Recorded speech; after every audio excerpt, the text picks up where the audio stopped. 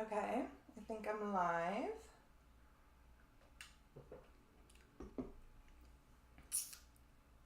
My hair looks crazy. You guys, I look like a hot mess. I didn't even brush my hair. I just threw it up in a bun. I've been working on the PDF until literally like 5 seconds ago.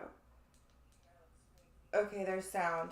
Okay, I have a tiny fan. I am going to try to turn it on and make sure that it's not too loud because this room is like freakishly hot. So, hold on.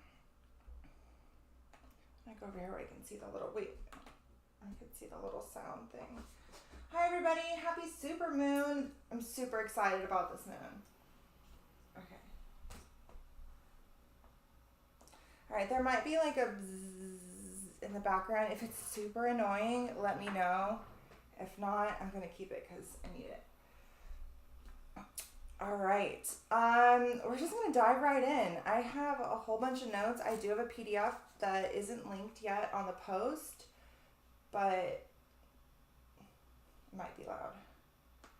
But it will be after this. I also have a bunch of linked like previous videos because we are going to be expanding on concepts we have touched on already. So if you have watched my Ophiuchus rabbit hole, which is available on YouTube, it was like one of the first videos I ever did on Patreon. It's been on there for a really long time. If you've watched that,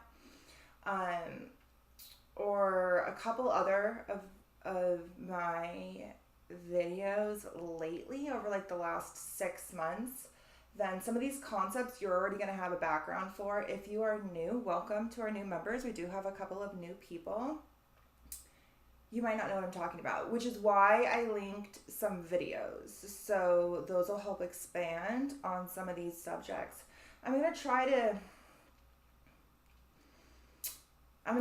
to spend some time on some of the normal transits because there's a lot kind of happening and I didn't do a monthly video. So I do want to touch on that. And then I do want to talk about the solstice. I hope I don't forget. I put a picture of Stonehenge at the end and it's like, if you don't remember, that'll remind me to talk about it. All right, so let me share my screen and I'm just gonna hop over to my slides. And we'll go ahead and get started. Okay, hold on. Where's the chat? The whole point of this is to have the chat. Okay, there we go.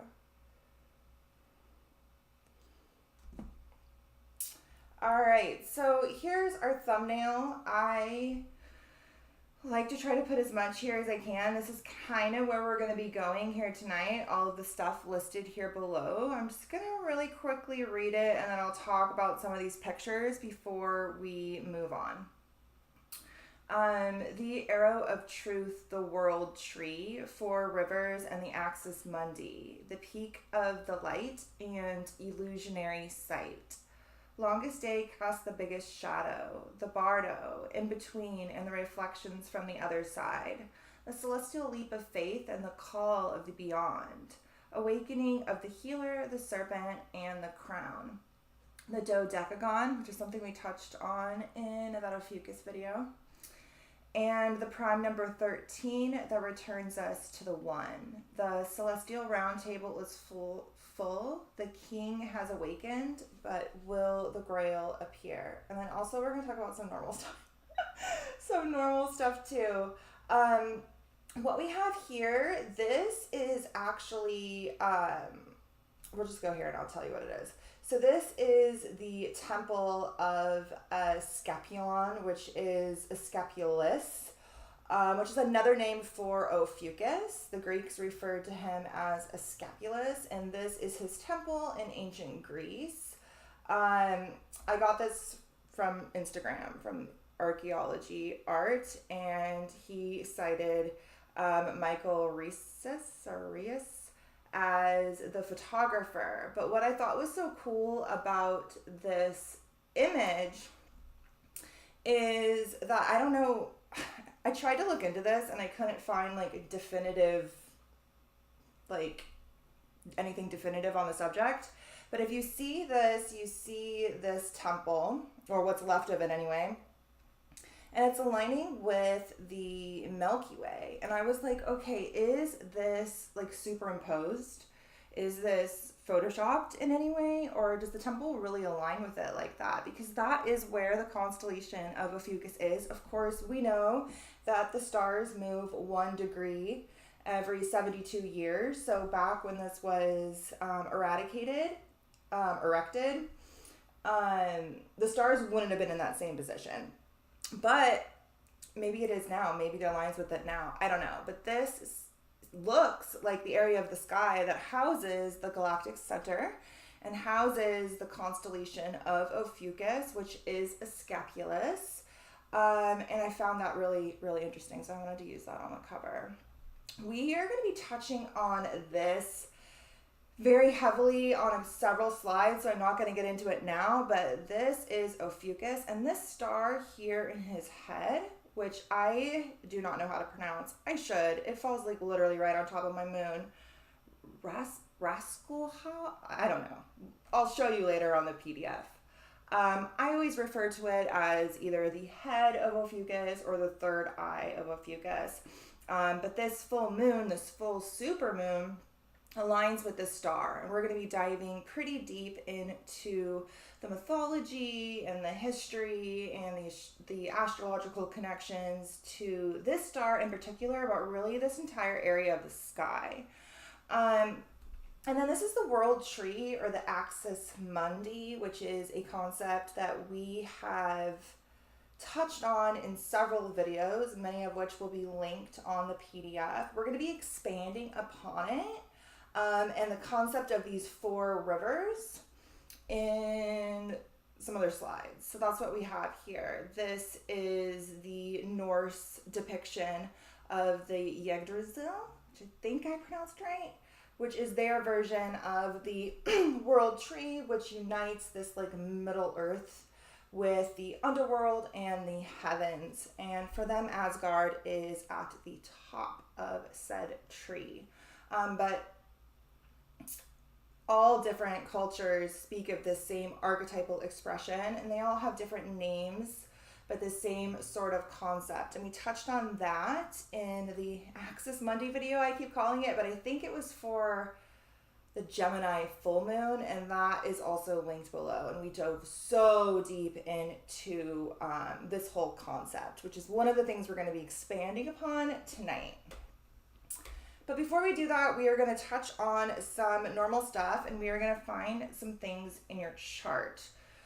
So this is a full moon, which means the sun and moon are sitting opposite each other, and they're highlighting one of these 6 axes of polarities that you guys hear me talk about all the time, because that's how I see the sky. I do not see the sky as 12 individual signs. I look at them as 6 axes of polarities that are seeking balance and unification and some sort of like middle ground between extremes in specific areas of our reality. So at a full moon, this axis is highlighted, one side with the sun and one side with the moon, and we're having a peak culmination of energy in the house that Sagittarius governs, while we are simultaneously just planted new seeds in the house that Gemini, its opposite sign, governs 2 weeks ago at the Gemini new moon. We also are coming up on a release period, a period of integration, of transmutation, of release, of detox, of purging, from the area of our life ruled by Sagittarius. And this kind of like dance is happening within a certain axis of polarity. So look to see what houses are activated. What house does Sagittarius fall in for you? What house does Gemini fall in for you? You'll have one on either side of this little list. And you guys know I always say this is like such a small summary. It's really like just the tip of the iceberg of what these houses mean. The Apprentice cheat sheet, which is linked below the post, and every post on Patreon will dive into it a little bit more. It'll also help you to kind of understand maybe some sort of planetary placements you might have in that house. But honestly, just Google it. Like, Sagittarius for me falls in my 4th house, and Gemini is my 10th house. So this is the house of the home and career, the mother and the father, our mission and our intuition. And so I have this sort of energy happening in those houses. You'd want to dive into it a little bit deeper. You can even Google, like, I always recommend Googling 4th house astrology and reading what that means, 10th house astrology and reading some blogs and what that means. If you don't have books to reference, books are ideal. The blogs, what you can find on Google doesn't even hold a candle to what you can find in books. I highly recommend, having a little library. You guys know I'm a fan of the books. But a quick Google search will really help you to dive deeper into these concepts. Also, you can type in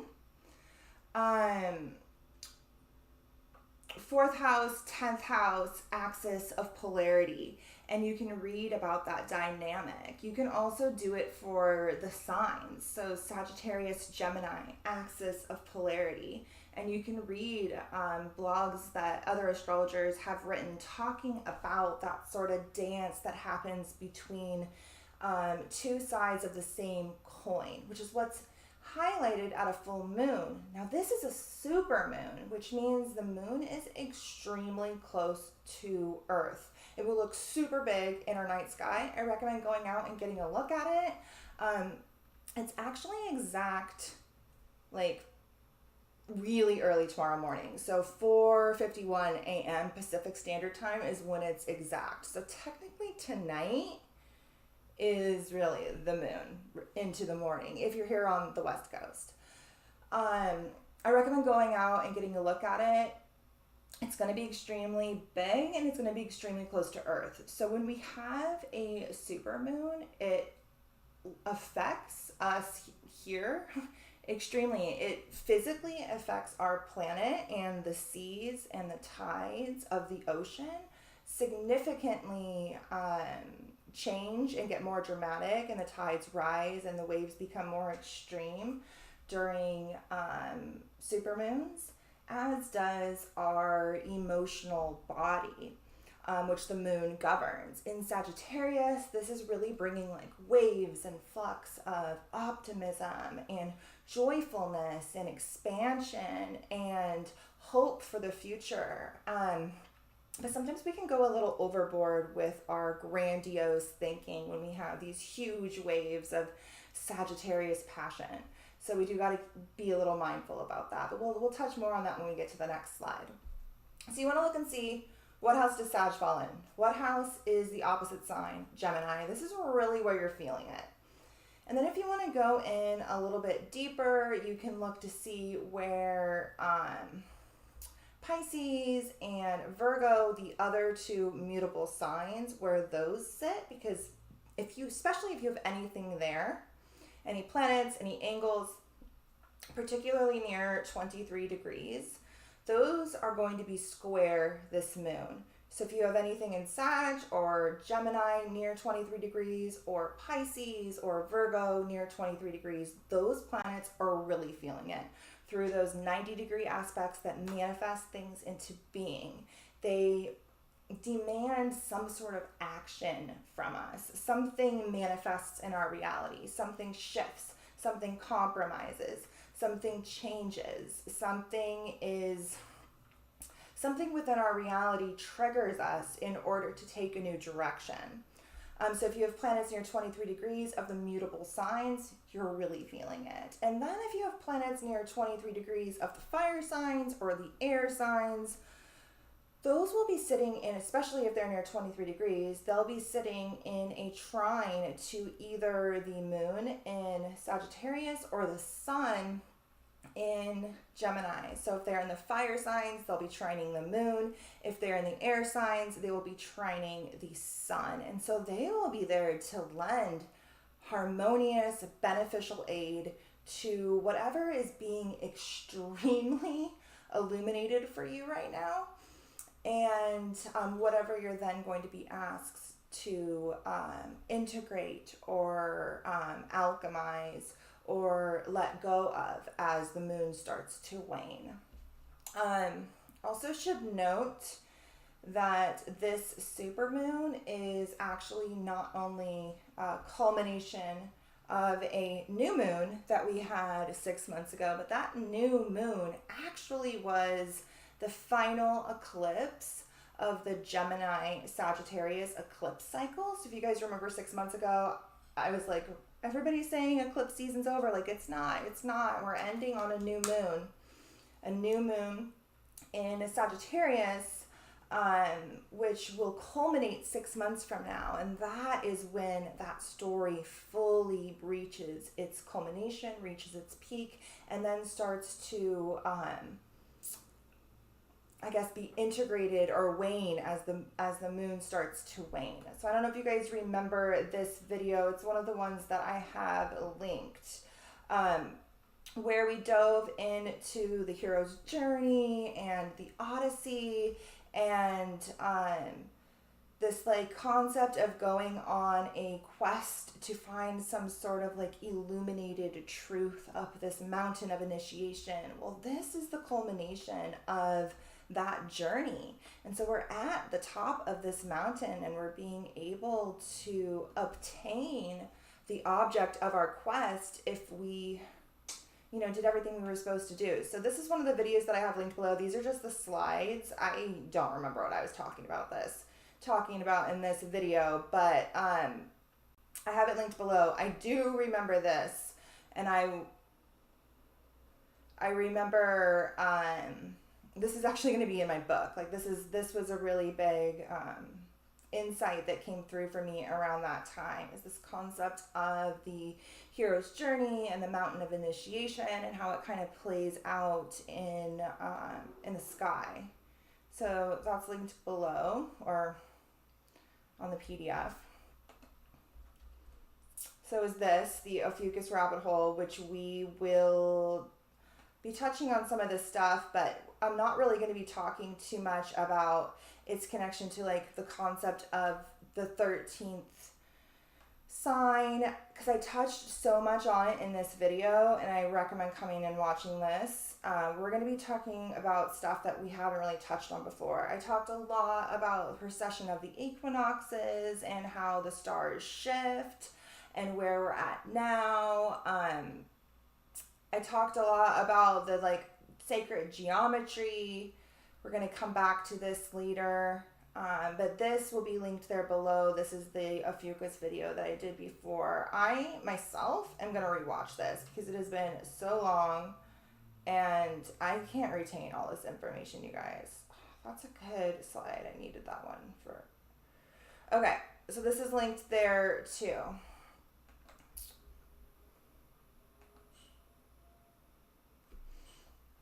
Okay. So real quick, let's talk a little bit about the archetype of Sagittarius. What's going on? Okay, so Sagittarius is one of the mutable signs. They are the shifting signs of changing from one thing into another. They sit at the end of the seasons and they sit right before the start of a new season. So they're right at the end of the energy, preparing to then shift into a new energy. Sagittarius is the mutable fire sign, and it resonates with the masculine polarity. Fire and air are associated with masculine energy. Sagittarius is governed by Jupiter, which is the planet of expansion, growth, philosophy, the higher mind, higher learning, social expectations, ideals, opportunity, religion, faith, wisdom, law, theoretical thought, morality, spiritual or material prosperity, and long-distance travel. Jupiter shows how we grow throughout life to fulfill the potential of our birthright, our personal path of initiation, our hero's quest. And the sign of Sagittarius embodies this archetype. The centaur that Sagittarius is actually Chiron, the wounded healer. We'll touch more on him later. So growth in this context speaks to how we develop in response to the prevailing beliefs of society and to what extent we either blend in with or challenge them. Sagittarius governs the 9th house. If you are an Aries rising, then Sagittarius would fall in your 9th house. If you are not, it probably falls in another house. So you'd be mixing this sort of 9th house energy in with whatever house that might be. Both of them are kind of in play. The 9th house energy is really bubbling up around us from the collective, and we might be channeling that through whatever house that's in. So the 9th house governs the abstract mind. It's the higher mind, the philosophical mind, the academic mind, the mind that expands and thinks beyond, shoots that arrow to something beyond, something it doesn't know. It's just going forward like fire. It just burns towards the direction of knowledge, ideally. Sagittarius is looking for knowledge on the quest for truth, but they usually get caught up in their own belief systems because that sign also governs fixed belief systems and dogmatic religions or systems of thought. So the 9th house governs the abstract mind, belief systems, higher education, teachers, gurus, guides, mentors, travel, religion, higher courts, media, the internet, publishing, expansion into realms we are not familiar with, the quest, both physical and metaphysical journeys, and an overall expansion of the mind. In the world, it governs our morality, religion, international law. This must have been from the last video. WHO signed some treaty with the UN 6 months ago, I guess. And the Economic Forum was involved. I don't even remember that. But I guess 6 months ago, some treaty was signed with WHO, the UN, and the World Economic Forum. So that means seeds were planted 6 months ago at a new moon solar eclipse. So this, whatever that was, I can't remember what it was, but whatever it was that for future pandemic? Was that the future pandemic treaty for how they will move forward as a unified one world entity? I think it might have been. I don't know. But something was seeded in those world spheres 6 months ago that will definitely be culminating around this time. So we can keep an eye out in that area. As well as shipping, trade, and communication, foreign relations, the media, and the law. And then herbs associated with Sagittarius are almond, cloves, dandelion, mint, sage, and myrrh. The sign also governs books, the writing and the reading of them. So if you have been thinking of writing a book, or you've been already writing a book, this full moon is an illumination. So pay attention, look around, see what sort of messages are coming through, see what sort of information is coming through, because this area of teaching and the distribution of higher thought and information is extremely highlighted within the collective right now. Okay, so we're going to cover some of the basics before we get into the PDF.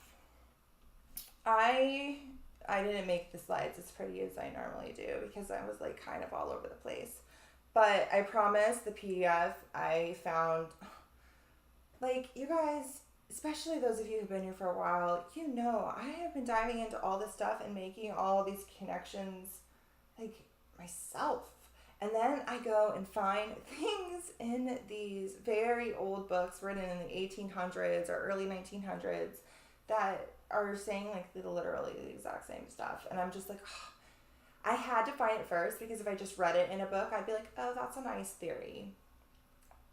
I'll consider it, you know? But when I find something that I've already like discovered on my own, it just reaffirms whatever it was, whatever that tip was, you know?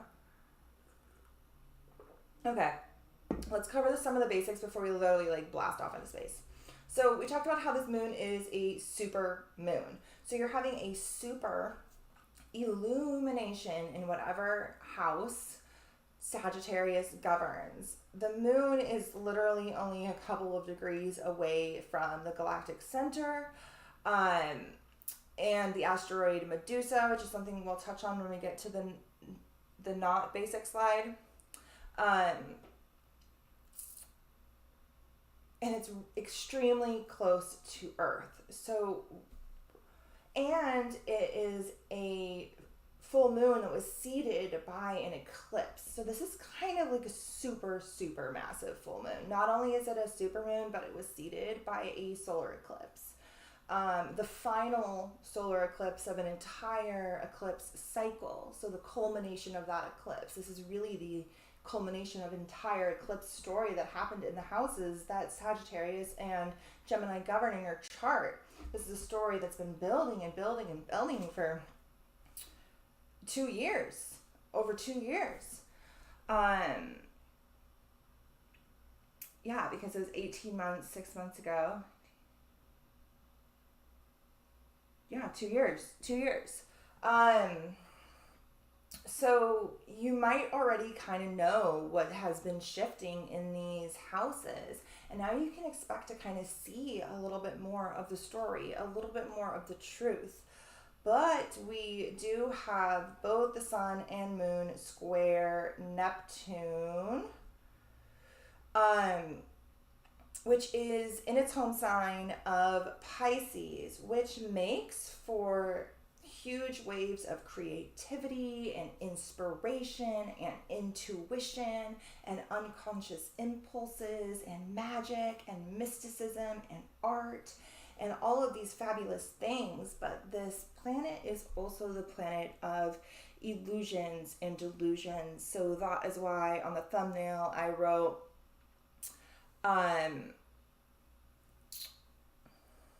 where did I write it?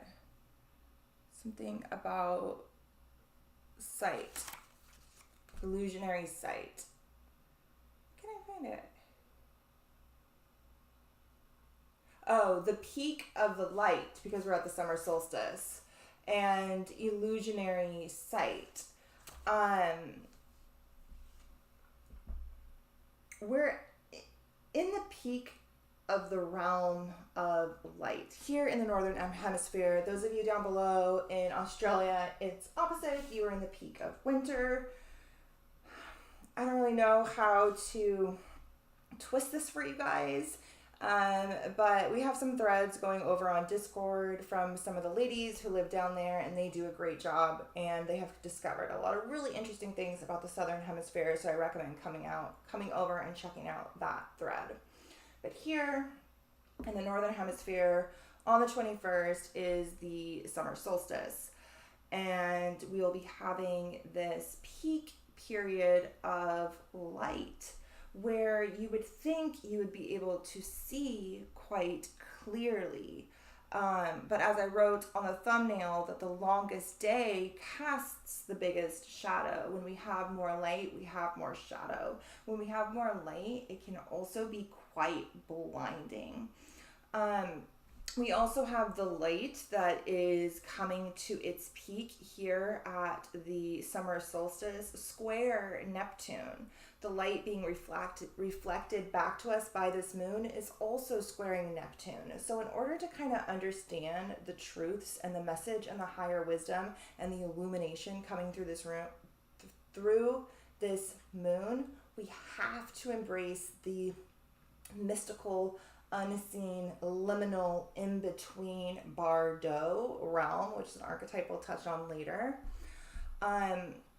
And not take things too literally, too logically, too analytically, which is honestly what the sun in Gemini wants to do, and even the moon in Sagittarius. It's more philosophical, it's more expansive with its thought, but it is very, very, very much in that masculine mind. In order to really understand what's coming through, the triggers that are coming through, they're coming from the dream realm. They're coming from the realm of the unconscious. They're coming from the realm of symbolism. They're coming from the realm of magic, of fantasy, of that illusionary realm of, you know, Wonderland, or the mirror realm. Alice is actually one of the archetypes present here when we expand out. That kind of concept of embracing the illusion in order to find the truth within. But you have this sort of arrow cutting through it. And we have other things coming to help bring a sense of clarity. So if you can embrace this and let it in and not fight against it, there are other things to help bring clarity so that we can navigate through that sort of intangible realm that we can't even explain. It's very hard to put into words, this sort of synchronistic, unexplainable, symbolic realm that is very much triggering this moon. It's very much a trigger to this moon. It's sitting at a T square, and it's part of the party. So let's see here. What else? So the moon itself is actually sitting sextile Saturn retrograde in Aquarius, and the sun is trining Saturn retrograde. The sun will actually exactly trine Saturn, I think on the 16th. Hold on. On the 16th, yes.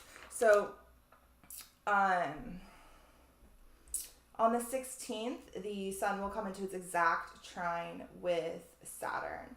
So Saturn just stationed retrograde, and we're in this sort of like redo phase when it comes to work we've already done, you know? Even this moon, for me, I am diving in on a subject that I have been diving into for years. This Ophiuchus was one of my very first rabbit holes. I was obsessed with that sign and archetype and story and mythology before I was an astrologer. That was one of the things that led me to astrology, was that whole mystery and wanting to understand the argument in the astrological community about it, and that sign in particular. That is what led me to where I am. It literally started this whole thing that we're doing here now. And now I'm diving into it even more and going back to the basics and building that foundation more, revisiting work.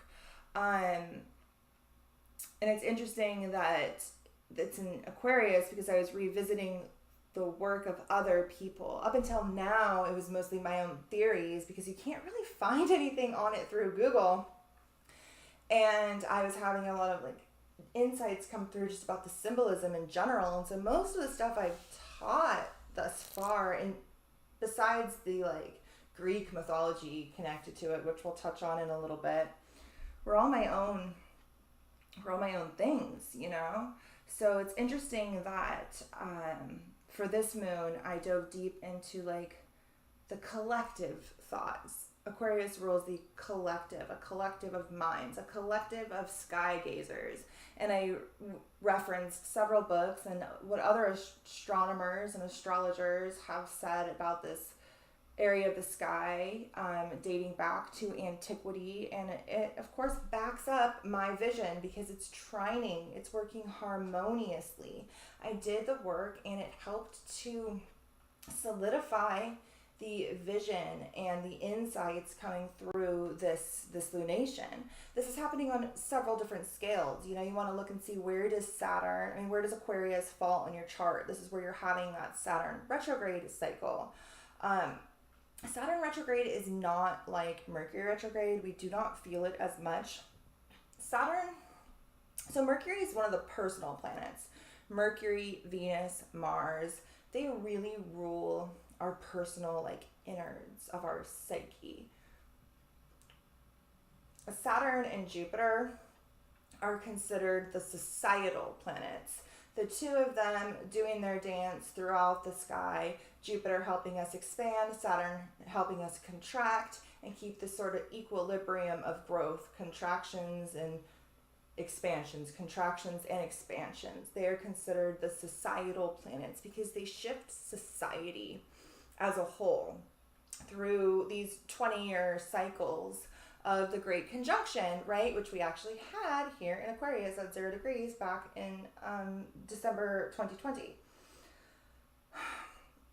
The other planets beyond Saturn and Jupiter, beyond that which we can see with our eyes, Uranus, Neptune, Pluto, those are what are considered generational planets because they move so slowly, they shift entire generations in the process. So when we have a Saturn retrograde, what we're really seeing happen is shifts more on a collective scale. We of course will feel it in our chart, especially when it comes to responsibility, accountability, authority, our own authority figures, building a structure in order to reach goals. Finances, our career, this is things Saturn governs. In Aquarius, it's going to have a lot to do with our collective environment, groups, friends, hopes, ideals, other people, ideas that come from other minds that help spark your own. And I'm looking to see what house. For me, this is actually my 6th house. So I'm really actually kind of feeling this because Saturn makes you do the work. And the 6th house is like that mundane work that like I really never want to do. And Saturn's like, okay, bitch, like you need to take care of your regular life. Like you can't spend your entire day in the realm of the mysteries. Like you have to have some sort of semblance of organization. Saturn, the 6th house as well, which is normally ruled by Virgo. If you're going to do this, but of course it's Aquarius, and so it's kind of out there. It's out there. It's really hard to reel Aquarius in, even though Aquarius is partially governed by Saturn and needs structure in order to let its brilliance blossom, right? Okay, so it's working harmoniously, Saturn retrograde. It's working harmoniously with both the moon through sextile and the sun through trine. So looking to see where this house is will help to see where you have help, where you have aid, where you have benefit coming. Also, this moon, this illumination might help give insight into what this retrograde cycle is about as well. So the illumination, that arrow of truth, might be pointing over here, and what it is that you need to shift. And then also we can expect to see big shifts in the collectives. The Saturn has a lot to do with boundaries. And so right now the boundaries are shifting in the realm of like group think and the collective, right? So when the Saturn retrograde cycle is over, we may be sitting in a completely different area when it comes to our relationship with the collective consciousness, our boundaries around what is our mission and our purpose and where it is that we're going, our sovereignty, our personal authority, and wherever the collective is going as well. We're restructuring that, we're restructuring boundaries in that area. Okay, what else do I want to touch on? So this moon happens on the 14th, right? Over the next couple of days, we have some significant transits that I really want to touch on. So I already talked about how the sun will be coming into its exact trine on the 16th with Saturn. And so that's really going to give us insight into what this is about. We're also maybe not really going to feel like doing a lot. If anything, we might be redoing things, reassessing things, reconfiguring things, or just resting. Just resting.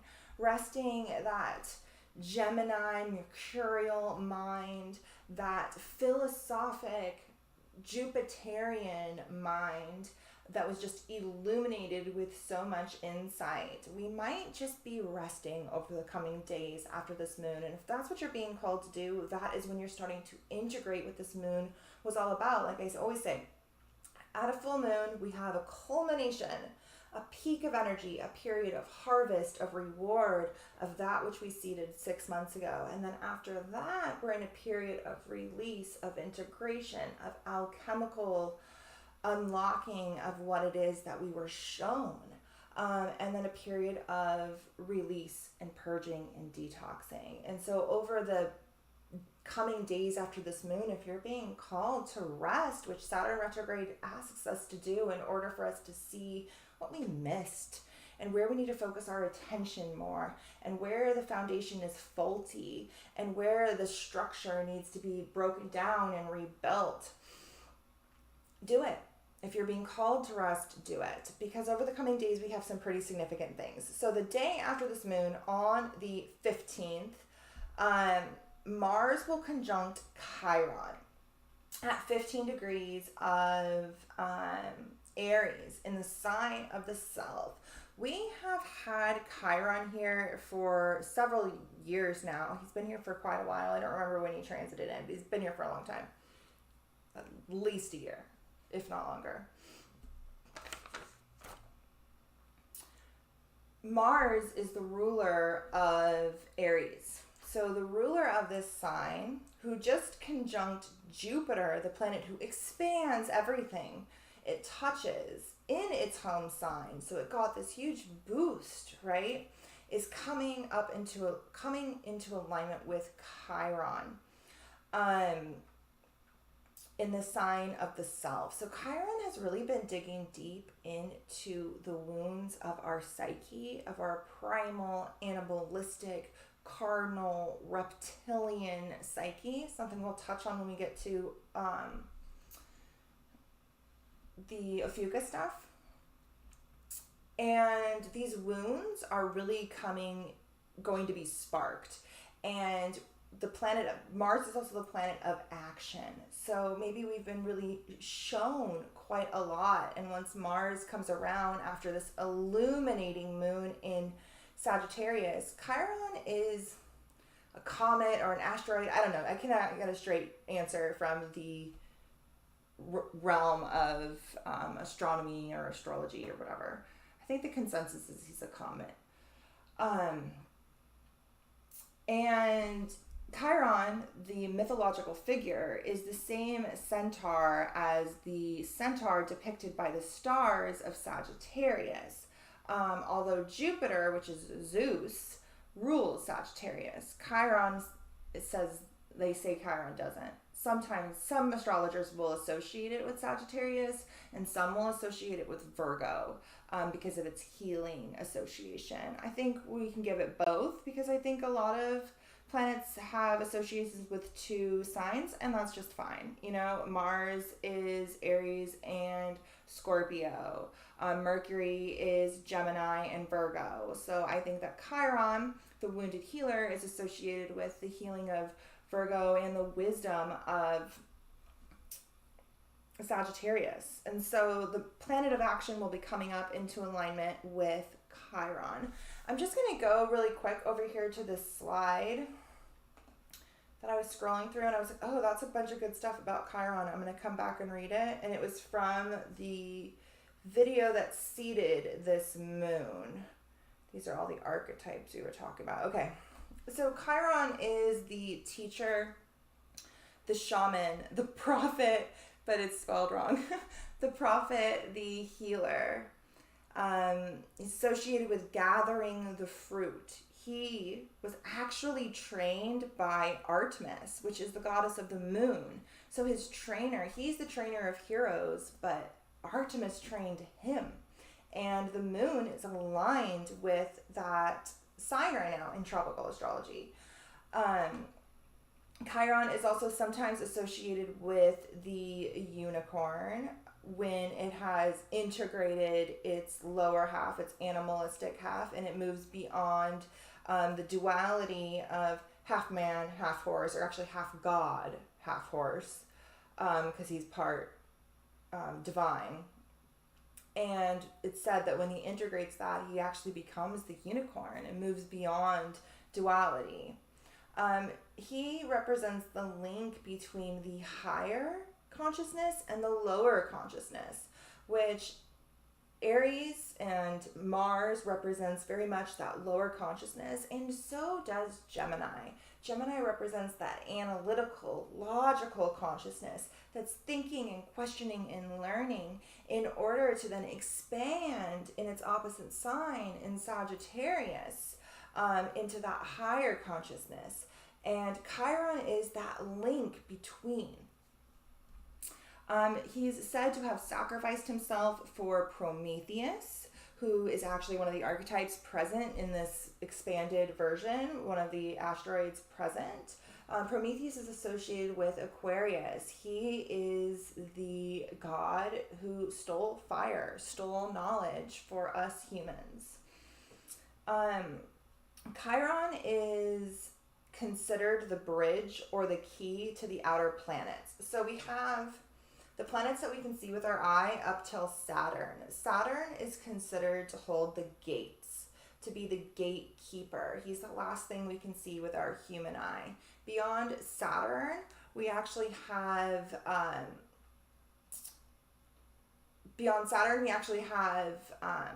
Chiron, the key, those wounds that we have to integrate before we can truly unlock the higher octave of the planets beyond, rather than the lowing, controlling octave, right? So we have Saturn, the gate, Chiron, the key. If we integrate our wounds and unlock their wisdom, we can move beyond. And those planets are Uranus, which either represents enlightenment and the awakening, or controlling advancements of technology and cult mentality. It really has both. And depending on how much work we've done and how much wounds we've alchemized, how much wisdom we've unlocked, depends on which one of these roads we take. The same goes with the other planets. Neptune, which is the planet of mysticism and magic and spirituality and intuition and creativity.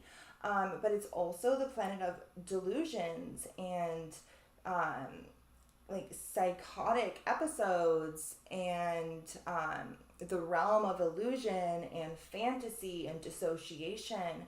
So it has this double-edged sword, as does Pluto. Pluto is the planet of death and rebirth and transformation and alchemy, the alchemical process of the soul. But it also governs power and the obsessive quest for power. So depending on how we walk through that gate, if we have the key, we can go down one side. If we don't have that key, we're going down this other side, and we're very much controlled by these archonic forces and their lower archetypal expression. So Chiron is the bridge, the key to the outer planets. He's an alchemical gate to wisdom. He helps merge the left and the right brain, deep psychological wounds. He's the key to our life's quest, the rainbow bridge to those outer planets. He trained many of the Greek heroes, including Hercules, Achilles, Jason, and Asclepius, which is Ophiuchus, which sits in Sagittarius, which is Chiron. They're all connected. Chiron offered to give up his immortality in exchange for the freedom of Prometheus, because when Prometheus stole the fire for humans, he was severely punished and tortured for life. And so because Chiron was already wounded and in pain, he gave up his life and freed Prometheus, and they both were placed in the stars. And they were forever placed in the stars, pointing all the heroes home, including Asclepius or Ophiuchus. They are pointing towards the gate of the gods, which is the galactic center, which is, I guess, what we're probably going to dive into now. Yeah, let's go to the PDF. Wait, let me make sure I touched on all these. Saturn. Okay, so Mercury Retrograde just moved back into Gemini, so that's probably why you guys are feeling a little bit better, because Mercury was actually in a square square to Saturn. So not only did Saturn just station retrograde, and so we kind of can't move and we're being very restricted internally, we're restricting ourselves. Mercury was square that. So our mind was square it, our communication was square it. We were unable to move. I said in a couple of posts that like I felt like we were turned to stone. Mercury actually stationed direct right on top of the star associated with Medusa's head. And it seriously felt like we were turned to stone. Well, it's since moved out and back into Gemini.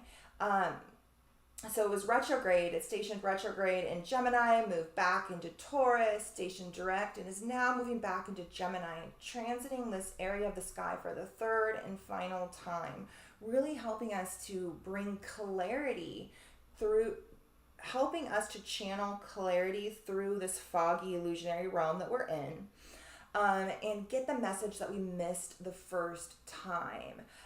Gemini is what's in, Mercury is in what's called its shadow period. So it's transiting over that area that's already transiting over its shadow, helping to see what we missed. The shadow period ends on June 18th, and then we'll be past that retrograde energy and on to whatever's next. And whatever that retrograde was focusing in, whatever message, Mercury is the messenger of the gods, all he's trying to do is help us to get the message.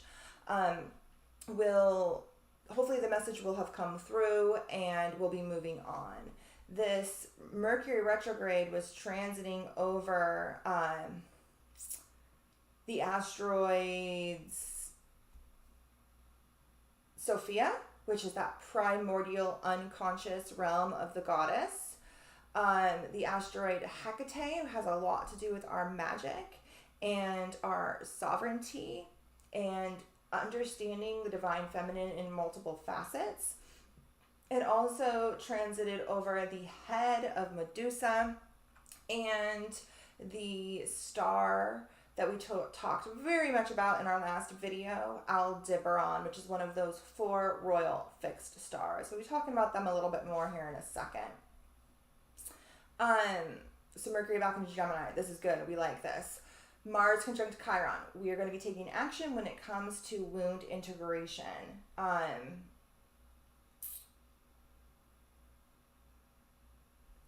the 22nd series, which I don't have in here right now, do I? I thought I do. I said it was going to be conjunct. Oh, wait, maybe not. Okay, never mind. And then Venus conjunct the North Node. So on the 16th, we have the Sun coming into its exact trine with Saturn retrograde, helping to bring some sort of clarity through that. We have, at the same time that the Sun squares Neptune. So we have clarity hopefully coming through the realm of fantasy and illusion and all of that. Hopefully this isn't too loud. I'm just going to try to move this fan a little bit closer because I'm like so hot. And then we also have Venus conjunct the North Node on that day. So Venus, the planet of love, of values, of money, of harmony, of balance. But it's in its home sign of Taurus. So it really is focused a lot more on security and finances and building the foundation of the resources that we need in order to fulfill our quest. Venus will be coming in alignment with the North Node. So the North Node in Taurus is aligning with this new eclipse story, this Taurus Scorpio eclipse story. So while this moon is the culmination point of this last eclipse story that we had over the past 2 years, in the signs in the houses that are governed by these signs. Did I say that right? Whatever. In Gemini and Sagittarius, that is where we've been really feeling a shift, and now we're having a culmination, and we have a new story starting in the houses that Taurus and Scorpio govern in our charts. And Venus will be coming up to alignment with the North Node, that pathless path, that area which we're trekking, that new quest, in its home sign of Taurus, and Venus will be aligning with it. And so we'll really get an idea of how this will align with our values and our finances and our semblance of self-worth and security moving forward. It's also a really great time to perhaps manifest Saturn's retrograde. But I mean, like, align to like redo and reassess that which you need in order to obtain the finances and security that you need. So Saturn's going to have us like reassess some things. And so it might be a really great time to set intentions around what it is you need to shift and what kind of structures you need to rebuild, or new ones that are asking to be built. That would be a really great time to kind of zero in on that. Okay, let's go to the PDF.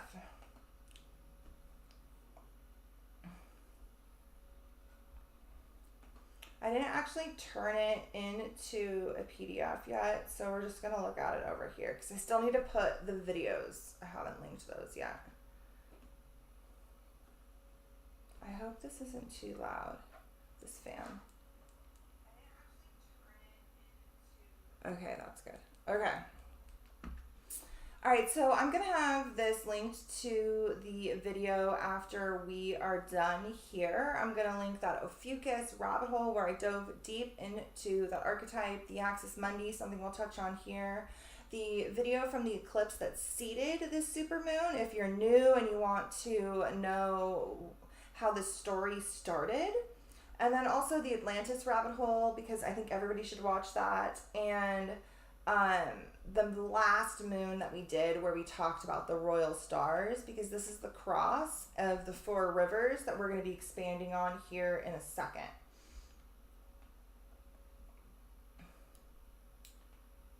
So this supermoon was actually seeded 6 months ago by that Sagittarius eclipse. It was on December 3rd. I wrote here that this is a huge culmination. It's a supermoon eclipse culmination. It's the illumination of a hero's journey, of an odyssey, and it's going to be followed by a massive period of transmutation, integration, and release. All right, so we're just going to touch on some of the latest research that I have done on Ophiuchus. It's something I've been talking about for a really long time. It's a lot of the things that I already thought myself, but now I found some old dudes who say the same thing. So I guess that gives credit to me.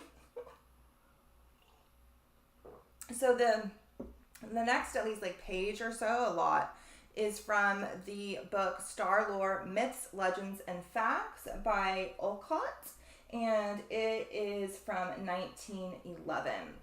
So what I really want to point out really quick before we go here is just a couple of things. So in all modern depictions of Ophiuchus, with the exception of this one, which is an image I made myself, I went and took this image out of one of my books and then like try to edit it to make it look brighter, because I could not, no matter what I did, find an image of Ophiuchus with the serpent and the crown, the corona.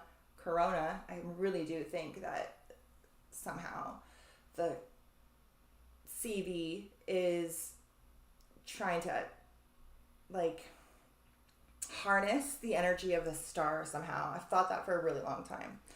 But it's impossible, as you can see by this depiction, this depiction, this depiction, this depiction, and more.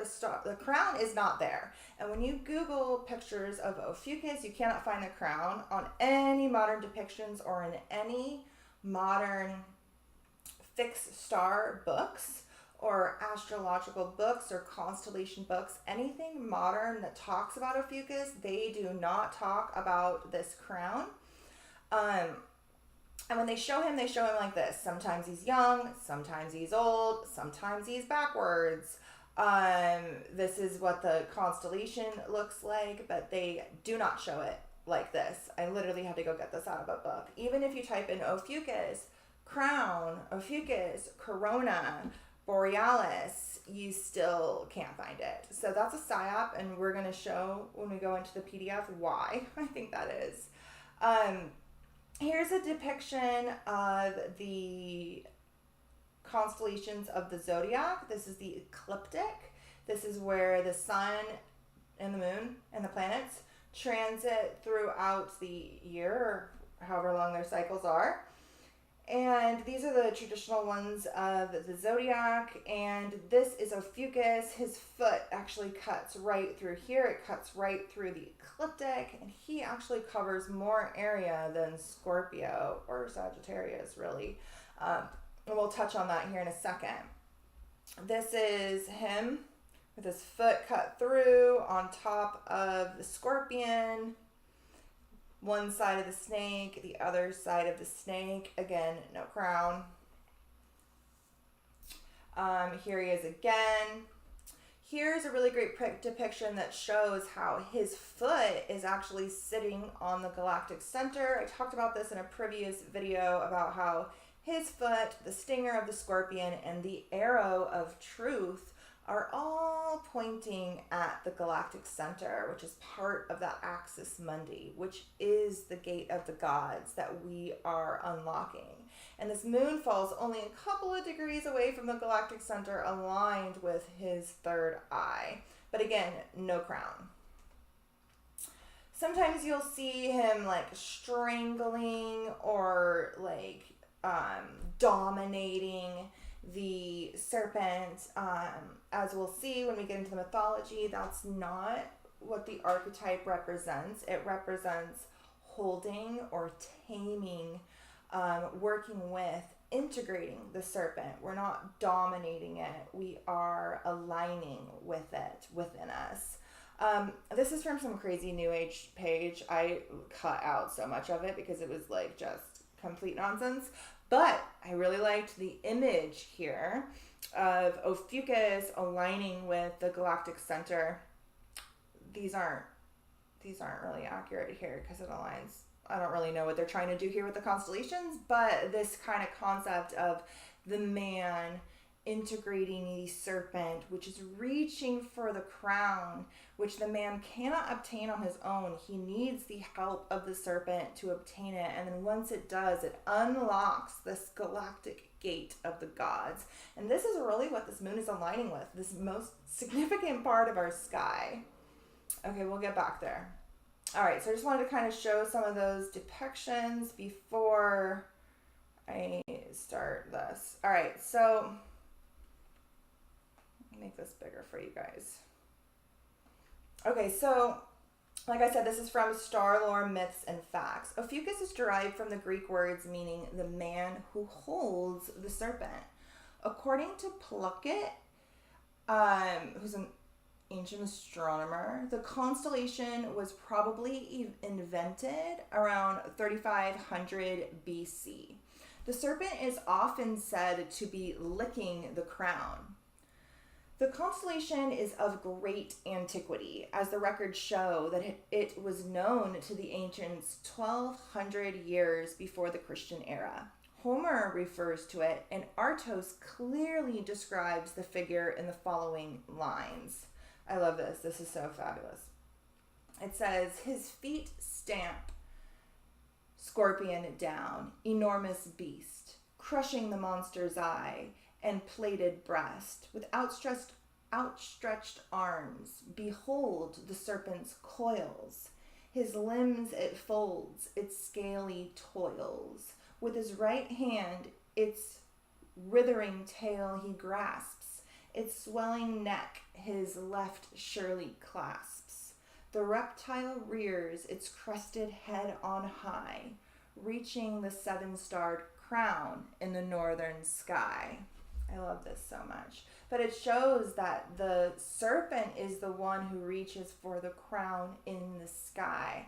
After the man has done all these things to integrate it and tame it and turn it into a tool access that power, that wisdom, that energy, that potential for healing, right? There's something okay, so this, you guys, this blew me away. A couple of the things that I found out about this, like, blew me away. I did not know this. So there is something remarkable in the central position of this constellation. It is situated almost exactly in the middle heavens, being nearly halfway between the poles, the North Pole and the South Pole, and midway between the vernal and autumnal equinoxes. So sitting between our periods of balance is where it's at. It's pretty much at the solstice point, because that's what sits between the midway points. So it sits at the winter solstice point, midway between both equinoxes. It is aligned with the periods of extreme polarity.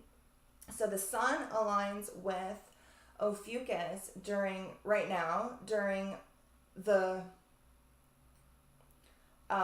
winter solstice, which is our period of extreme darkness, our longest night. It sits opposite this point during the summer solstice, which we have in just a few days, which is our period of extreme light. It sits on the axis in that heavenly world, underworld, and it's working on balancing all of these within, and it sits in the middle of this realm of balance.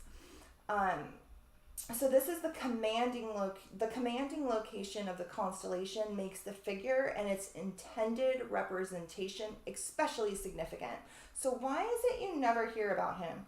Why in all of these old astronomy books that I'm reading from the 1800s into the early 1900s, they pay extreme attention to him and speak about how he's probably the most important one in the sky, and in modern interpretations they don't look at him at all. Or they really degrade him to just a 13th sign housing a fraction of the sky. And as I dove into in that Ophiuchus video, I don't ascribe to the idea of him as the 13th sign, because I believe the number 13 is sacred. It is a prime number. It is not to be divided, just like the number 1 itself. It is whole, and he really represents the totality of the zodiac coming into alignment. He represents those 6 axes of polarities,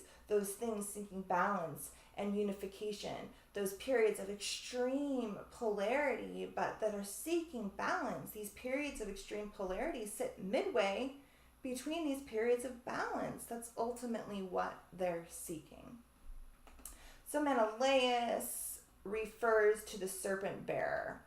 He says, "Next Ophiuchus strides the mighty snake, untwists his winding folds and smooths his back, extends his bulk, and over the slippery scale, his wide-stretched hands on either side prevail. The snake turns back his head and seems to rage. The war must last where equal power prevails." So I was reading this, and especially this part.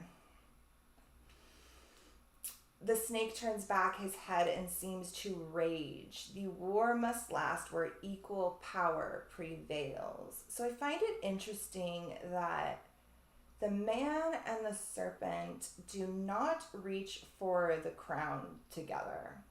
The serpent is the one to reach for the crown. The serpent has the crown right on top of his head.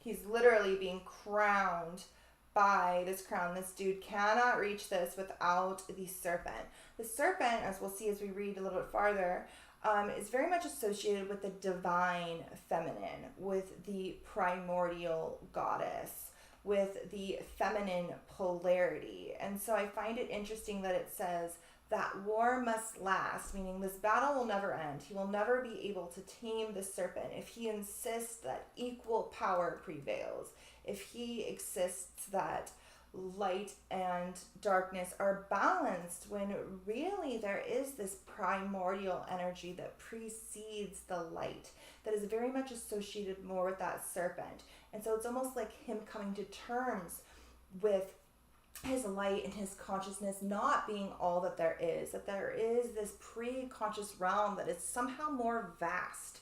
And when he gives way to that primordial, unknown, mysterious realm, that is then able to reach for the crown. And so the war must last where equal power prevails, but the war ends when we return back to the goddess with the wisdom that the light obtains. We are not discounting it.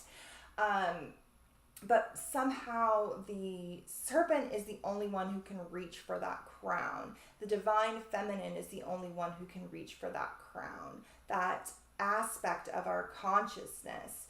The serpent is also representative of that kundalini, the coiled serpent at the base of the spine, rising up to our crown, from the base to the crown, in order to be illuminated or enlightened in truth, right? Okay, so in Greek mythology, Ophiuchus was the great physician Asclepius, with whose worship serpents were always associated as symbols of wisdom, renovation, and the power of discovering herbs. And the constellation is called either Asclepius or the god of medicine. Asclepius is said to be educated by either his father Apollo or by the centaur Chiron. I don't know where. I've never heard that he was educated by his father Apollo, but I have heard it quite often that he is educated by the centaur Chiron, which, like I said before, is the archetype of Sagittarius.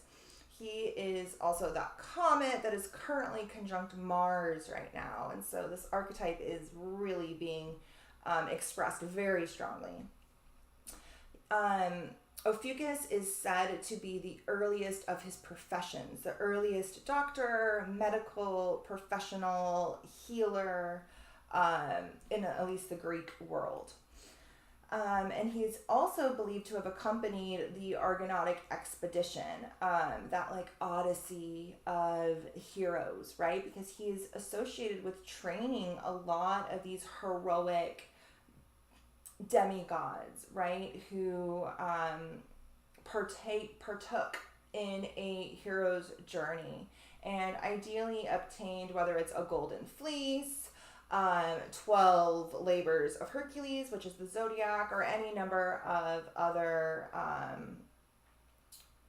goals in their quests. So afterwards, after this expedition, he became so skilled in the practice of healing that it was said that he even restored the dead to life. So he was like practicing like pretty much like necromancy. He was like bringing dead people back to life. He was like, I'm such a good healer, I can like bring anybody back to life. And he pretty much pissed off Pluto, or Hades, the lord of the underworld, because he was like, yo, where are all my souls at? Like, people, you can't be bringing people back to life, then I'm going to be kind of out of business down here in the underworld. And so Pluto, or Hades, persuaded his brother Zeus, or Jupiter, which is actually the ruler of Sagittarius. So interesting that both Jupiter and Chiron are associated with Sagittarius, to remove Ophiuchus or Asclepius from the realm of either like Mount Olympus or wherever it was he was doing all his healing, and they moved him to a place in the sky, and they made him that constellation because he was like too dangerous. He knew too much, right? So in the Middle Ages, the serpent bearer was sometimes regarded as symbolizing Moses with the brazen serpent, and Goliath insisted that the sky figure represented a serpent charmer. Al-Sufi's title, lay Sili, meaning one is skilled in the cure of snake bites, seems to confirm this view.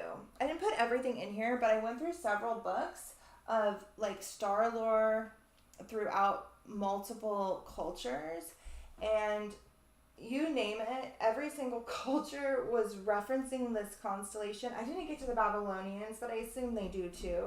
There's some books I didn't get to. But every culture associated this area of the sky with snakes, with serpents, with healing, and all of the names that they had for the stars all had the same archetypal expression. It's actually something that I'm going to be leaning a lot more into over here on my channel, my Patreon, is fixed star placements, because, you know, constellations are connected to specific cultures and even systems, astrological systems, that they're all flawed. I'm actually working on creating like my own system based on like fixed star placements that go all the way around the zodiac. But until then, I'm just really going to be leaning more so into the stars, because it seems like that is where everything originated. All the cultures have the same sort of energy when it comes to specific stars, and it's almost like that's the information that was disseminated from Atlantis, and they took these like legends about specific stars, and then later the cultures built zodiacal astrological systems around those.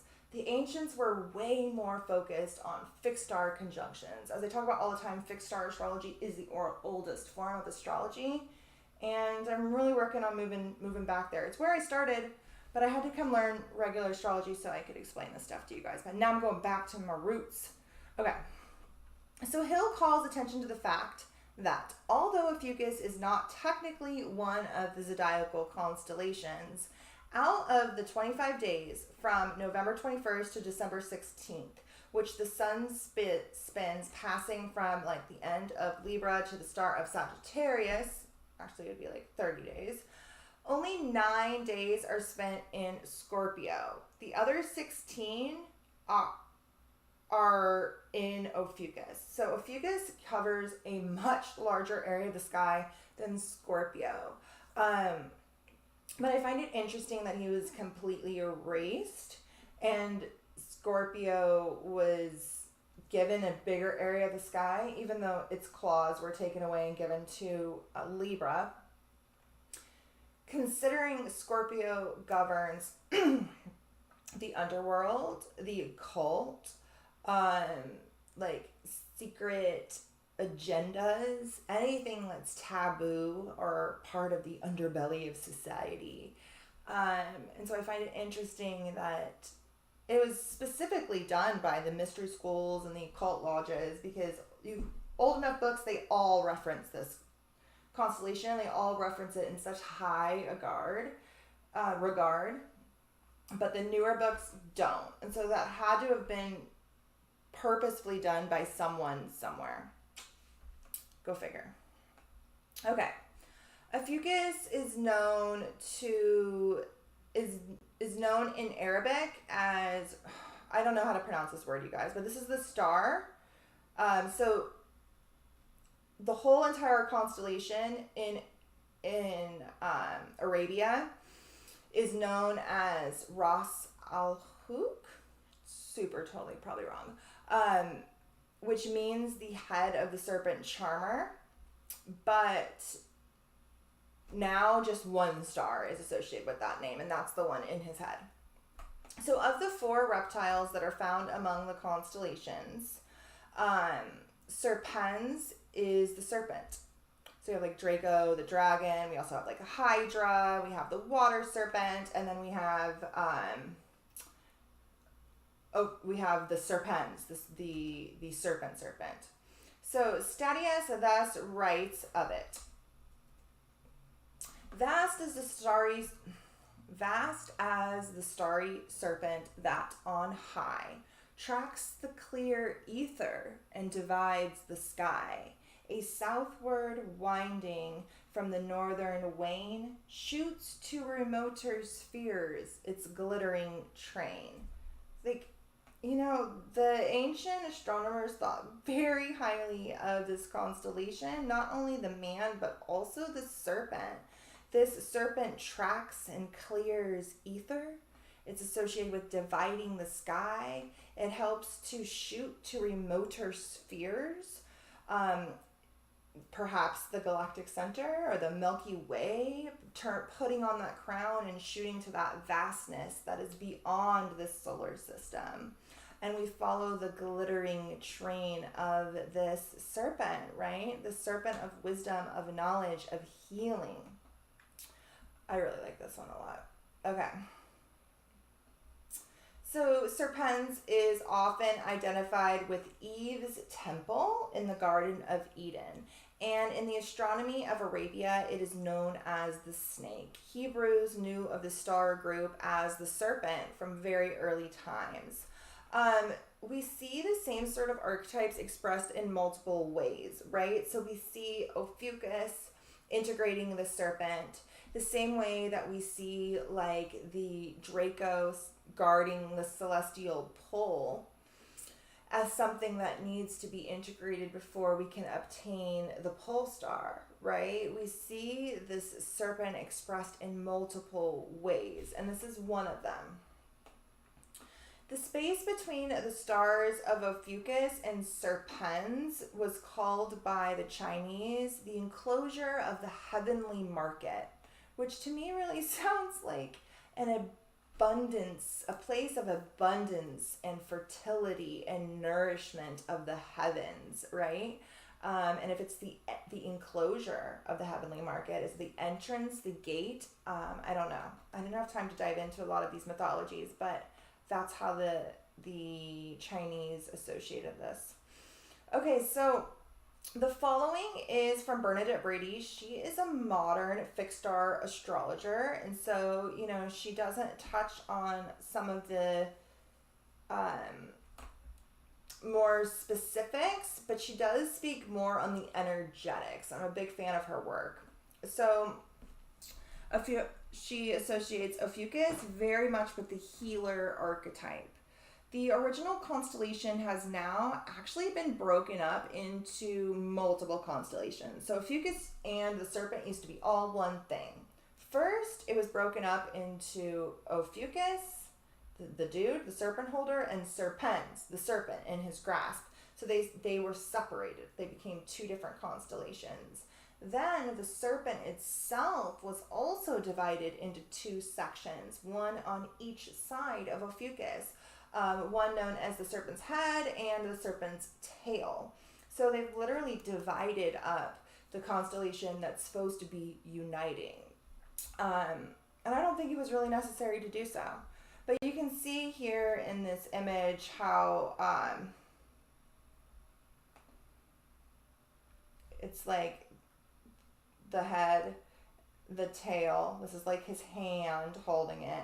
This is like his body, his head right here, his third eye. This is his foot. He's only got one foot.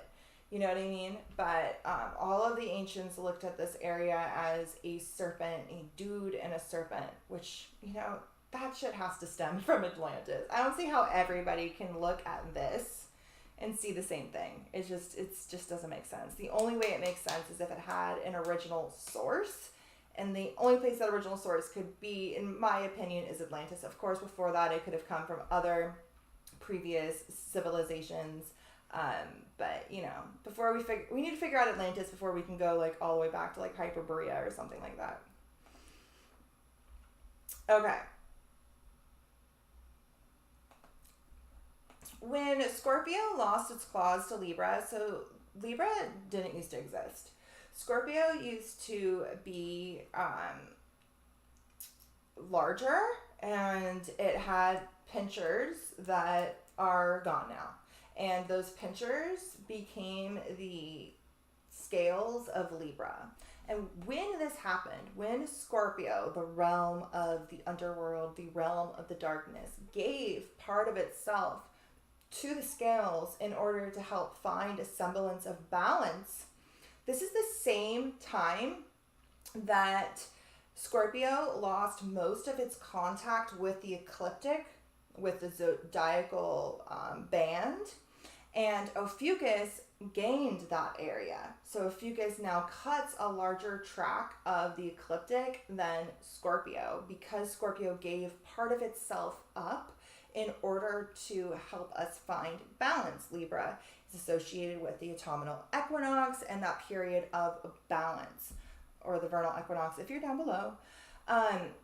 And so I find it interesting that the moment Scorpio, the realm of the underworld, the realm of darkness, gave up half of itself to Libra in order to find balance, that is the same time that Ophiuchus gained more area over the ecliptic. And he is also associated with the semblance of balance and the integration of that realm of darkness, that unconscious impulse, right? Very significant. We don't talk nearly enough about this constellation. So Ophiuchus is known to the Greeks as both Serpentaris, the healer, and Asclepius, who learned the healing arts from Chiron. The principle of this main star, the head of Ophiuchus, is that of the healer. The themes of the star are associated with the healer, the teacher, or one who is wounded. With the star in a chart, one is drawn to the healing professions, or at least has a natural gift in that area. The star falls right on top of my moon and my Uranus, like literally right on top. This moon can't get any closer to my moon. It's at 23 degrees and 25 minutes, and my moon is at 23 degrees 22 minutes. So it's literally like 3 minutes of orb off. So very, very, very small. Okay, so they have a natural gift in that area. What one chooses to heal may vary, and it can lead to a life of politics or other areas of social healing. Whatever the symbolism of the star in a person's life, the driving force of its expression is to repair that which is damaged. It is to heal. I wrote, wow, because this part blew my mind, okay? The serpent was seen as a healing agent because it represented wisdom and birth. It is the healing side of the ancient goddess. For just as she has the ability to create life, she also had the wisdom and knowledge of how it could be healed, as well as knowledge on how it could be destroyed. Asclepius, or Ophiuchus, was said to have the blood of Medusa in his veins. The blood that flowed on Medusa's left side was said to create fatal poison, while the blood that flowed on her right side was said to be beneficial. I think that's super interesting, especially considering like in the occult we have like the left-hand path, which is more focused on like your will, and in its extreme can, manifest as the dark arts, right? And then we have the right-hand path, which is more focused on an outside will, some sort of outside light or deity or deity, and devoting yourself to an outside source, which in its extremity is, just like full-blown cult mentality, right? And many of us here, we're working on trying to walk this sort of middle path where we're working with this blood that is beneficial, while also like alchemizing this like fatal poison that runs through all of us, really. So I think it's super interesting that it says that Ophiuchus has the blood of Medusa running through his veins. I need to dive deeper into this part of the mythology, because I've never heard this before, but it blew my mind because, as you guys know, Mercury stations retrograde on Medusa's head. We have the asteroid Medusa literally conjunct the galactic center and this moon. She's here, and the feminine is standing behind Asclepius. Not only was his trainer, Chiron, trained by the moon itself, Artemis, but he himself has this feminine wound, Medusa's wound, pumping through his blood. And that's ultimately what he's trying to integrate with this serpent in order to then reach for the crown together. So the crown, it's hard to find a lot of stuff on this crown. I didn't dive too deep into it. It actually falls around there's two main stars in the crown. One is around 9 degrees of Scorpio, and the other one is around 12 degrees of Scorpio. And it's known as the Corona Borealis, and it's the northern crown that sits on top of the serpent. This is actually the crown of Ariadne, which is the lady of the labyrinth. So it's associated with like that labyrinthine quest of finding the middle, and at that middle we find the world tree, the axis mundi, that polar pillar, that middle path, the crown of truth, of sovereignty. And so I think it's very interesting that this crown is associated with Ariadne. In Christian mythology, this crown is linked to the crown of thorns of Christ. This is from a book from 1893, which is focused on like esoteric Christianity through the lens of astrology and the constellations.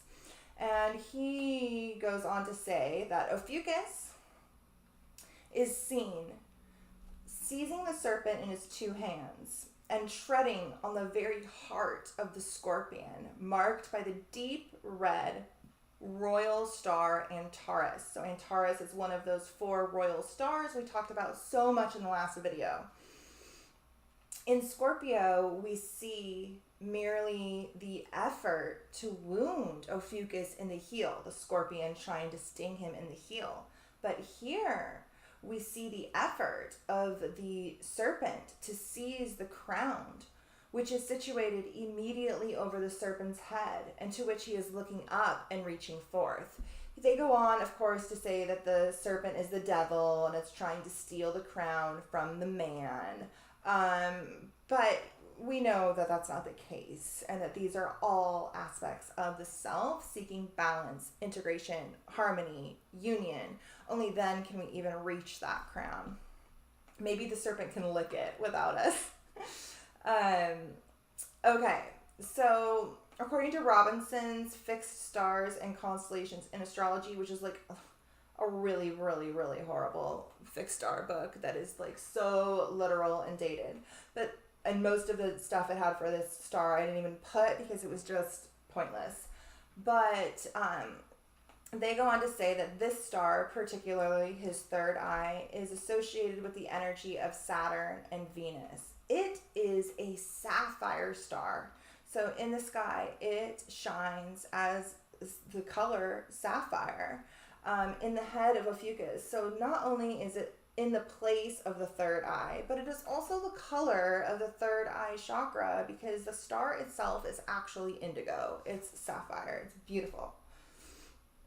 So, according to star names and their meaning, this constellation sits partially in the Milky Way. It actually sits aligned with the galactic center, and it divides nearly equally by the celestial equator. So it sits right in between the poles, right in between the equinox points, and right in the middle of the galaxy. Like, super freaking important, and modern astrologers do not talk about it at all.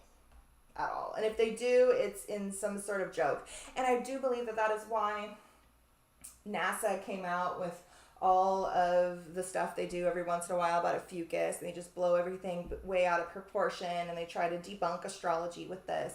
And it gets astrologers to just be so irritated with this constellation that they don't, regular mainstream astrologers, that they don't even want to give it the time of day. And it's a brilliant psyop on their part, because as we can see, it literally holds the key to the axis mundi. Oh my god, I did not mean to rhyme that much, but when I do, I know it's good.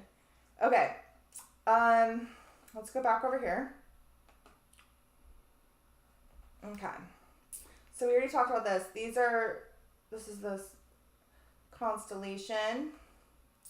Okay, so let's talk about this concept of the axis mundi and the world tree a little bit more. I was going to make a graphic for this. This is something that I wrote down so fast after the last video. Actually, I was taking my dog out, and I realized this, and then I had to run in and write it down. So these are just some of my notes. They're really messy. I wasn't trying to write for anybody other than myself, so I apologize if you can't read this. I'm going to explain it. we've previously discussed this concept of the axis mundi, this polar pillar, this world tree, this uniting force between extremes into some sort of balance in between. The galactic center opposite the pole star, and we dove very deep into it in the Axis Mundi video that is linked on the PDF. And we discussed this concept of the galactic center opposite the pole star and how this is this polar pillar seeking balance and extremes. I even discussed how this sits square, the super galactic center, and the beginning degrees of the zodiac, which starts the sign of Aries, which is the sign of the self. So I wrote here me and the SGC, right?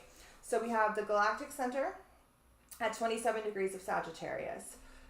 Coming up to that cardinal point, 0 degrees of Capricorn. In some of those other videos, I dive into the dates on when that's actually going to happen. So I recommend watching some of those other videos. And then below, opposite that, in Gemini, at 28 degrees of Gemini, we have the pole star, which is really the point in all ancient mythology that is associated with this concept of the polar pillar of the world tree. Many of the ancients didn't know about the galactic center. If they did, they encoded it very symbolically as this concept of this like gate of the gods, right? They didn't really talk about, the center of a galaxy, but that is what sits opposite the pole star and is this polar pillar, right? And square that, and this aligns with the winter equinox, with the winter solstice, and this aligns with the summer solstice. And then our other two main solar holidays align with the square of that. So we have the autumnal equinox aligned with the super galactic center, which is this is the center of our galaxy, the center of the Milky Way. Then we have the Milky Way, the Andromeda Galaxy, and a shit ton of other galaxies all rotate around M87. That black hole we got a picture of a while ago, 2019, that's M87. The super galactic center, the source of super consciousness that aligns with our equinox point, as does the start of the zodiac. And so this is the trigger for this polar pillar, right? This is our periods of extreme polarity, and these are our periods of balance. And we find that balance between ourself and our relationships. This falls in Libra, the sign of the other, the sign of the partner, the sign of that alchemical marriage. Gemini represents the two. It actually represents the one becoming two. People think that it's associated with union. It's really not. It's associated with the other side, the split. It's associated with the split. The union occurs here. These are the triggers of it. So we talked about this concept of this world tree quite heavily in the past. But what I want to add to it is this concept of the 4 rivers. So in the previous video, we talked about the 4 royal stars. The Aldebaran, Antares, Fomalhaut, and Regulus, the 4 royal fixed stars, the Persian stars associated with the ancient points that governed the solstice and the equinoxes. They are the ancient rulers, the ancient watchers of the seasons, of the directions, and they are associated with these other points in the sky that are within the fixed signs that have since moved into the mutable. And many depictions of the world tree have this pillar, this middle earth type realm where a balance all occurs, the alchemy occurs, which will have a lot to do with this super galactic center point. And then it's said to have 4 rivers of paradise, 4 rivers leading to this central point. And so I'm floating the idea that the 4 rivers are very much associated with these 4 fixed stars. It's very hard to find depictions of this with the rivers. Here's one in Norse tradition. You can see them here. It kind of looks like more than 4, but usually there's 4. We also have many times at the base of the Axis Mundi a well. a well of water that is usually governed by the fates of like Scandinavian tradition. I think they're called the Nords. And here's another one. This looks more Christian. I'm not really sure where this originated, but here you can even see this concept of the tower, often on top of a mountain. This concept of this polar pillar, this world tree, and even the serpent working to integrate these 4 rivers, which are, to me, these 4 fixed stars. Which is something we touch on all of these in both the Ophiuchus video and the last video that I did, the last Gemini video. So if you're a little confused, those will help you to understand. But what I have written here, I was pondering this concept of everybody's, trying to pick between tropical or sidereal or Vedic or whatever it may be as being the right or true system. And I realized that there is no right system. We cannot choose a true system, for only together are they the tree. The tropical system, which is rooted in the seasons, has Aries at the start of the equinox, Cancer at the start of the solstice, Libra at the start of the equinox, and Capricorn at the start of the solstice. And it's rooted there. It's rooted in these seasons. It's rooted at these cardinal points, aligning with the seasons and initiating those points, because these energies are associated with that. Aries is that rebirth of the self that happens in the spring. Aries moves 1 degree every 72 years. Eventually, Aries will be in the depths of winter when the self is dying. And so that archetype doesn't make sense there. I'm a firm believer that we're at this point, and I talk about this in both my Atlantis video, linked here, and the video that we just had past, where I talk about this world clock. I'm a firm believer that we're at the point where we're really supposed to be. The true expression of the zodiac, and we're just at this final little tick. We're waiting for the pole star and the galactic center to just move a couple more degrees to those cardinal points, and this is being kind of activated right now, and that these cardinal points are very important. And when we shift to sidereal, the cardinal points are lost in transition. The sidereal is way more rooted in the shifting of the stars, in the lunar expression of ebbs and flows and changes, and a more internal expression, while the tropical is way more associated with the sun and its connection to the seasons. And the signs of the zodiac take through the expression of our seasonal energy, right? Aries, rebirth in the spring. Libra, associated with entering that area of darkness, the winter solstice, that dying point for the light to be reborn. These are associated with the zodiacal signs aligned with those seasons, and it is very important to remember that energy as we shift. And so what I'm getting at here is I'm working on trying to kind of combine these two systems, where the stars actually are, and we do that by using the fixed stars. The seasonal anchor points of the solstices and the equinox, which are extremely important, and the tropical zodiac does a really good job of anchoring us in there. But also the shifting long count calendar, where the stars actually are. I've been doing this on my monthly videos with the moon transiting through, but we're going to really be leaning a lot more into what specific stars are the sun, the moon, or whatever it may be aligning with. But anyway, I really wanted to lean more into this and kind of explain that we need both. We can't pick one, because these are all systems that are shifting and growing. Astrology has changed so much over the years. There's no right system. A lot of people are like, oh, I'm going to learn astrology. I'm going to go to astrology college and I'm going to learn this and this and this. You're just learning dogmatic systems and lenses with which to view the sky. None of them are any righter than the other, more right than the other.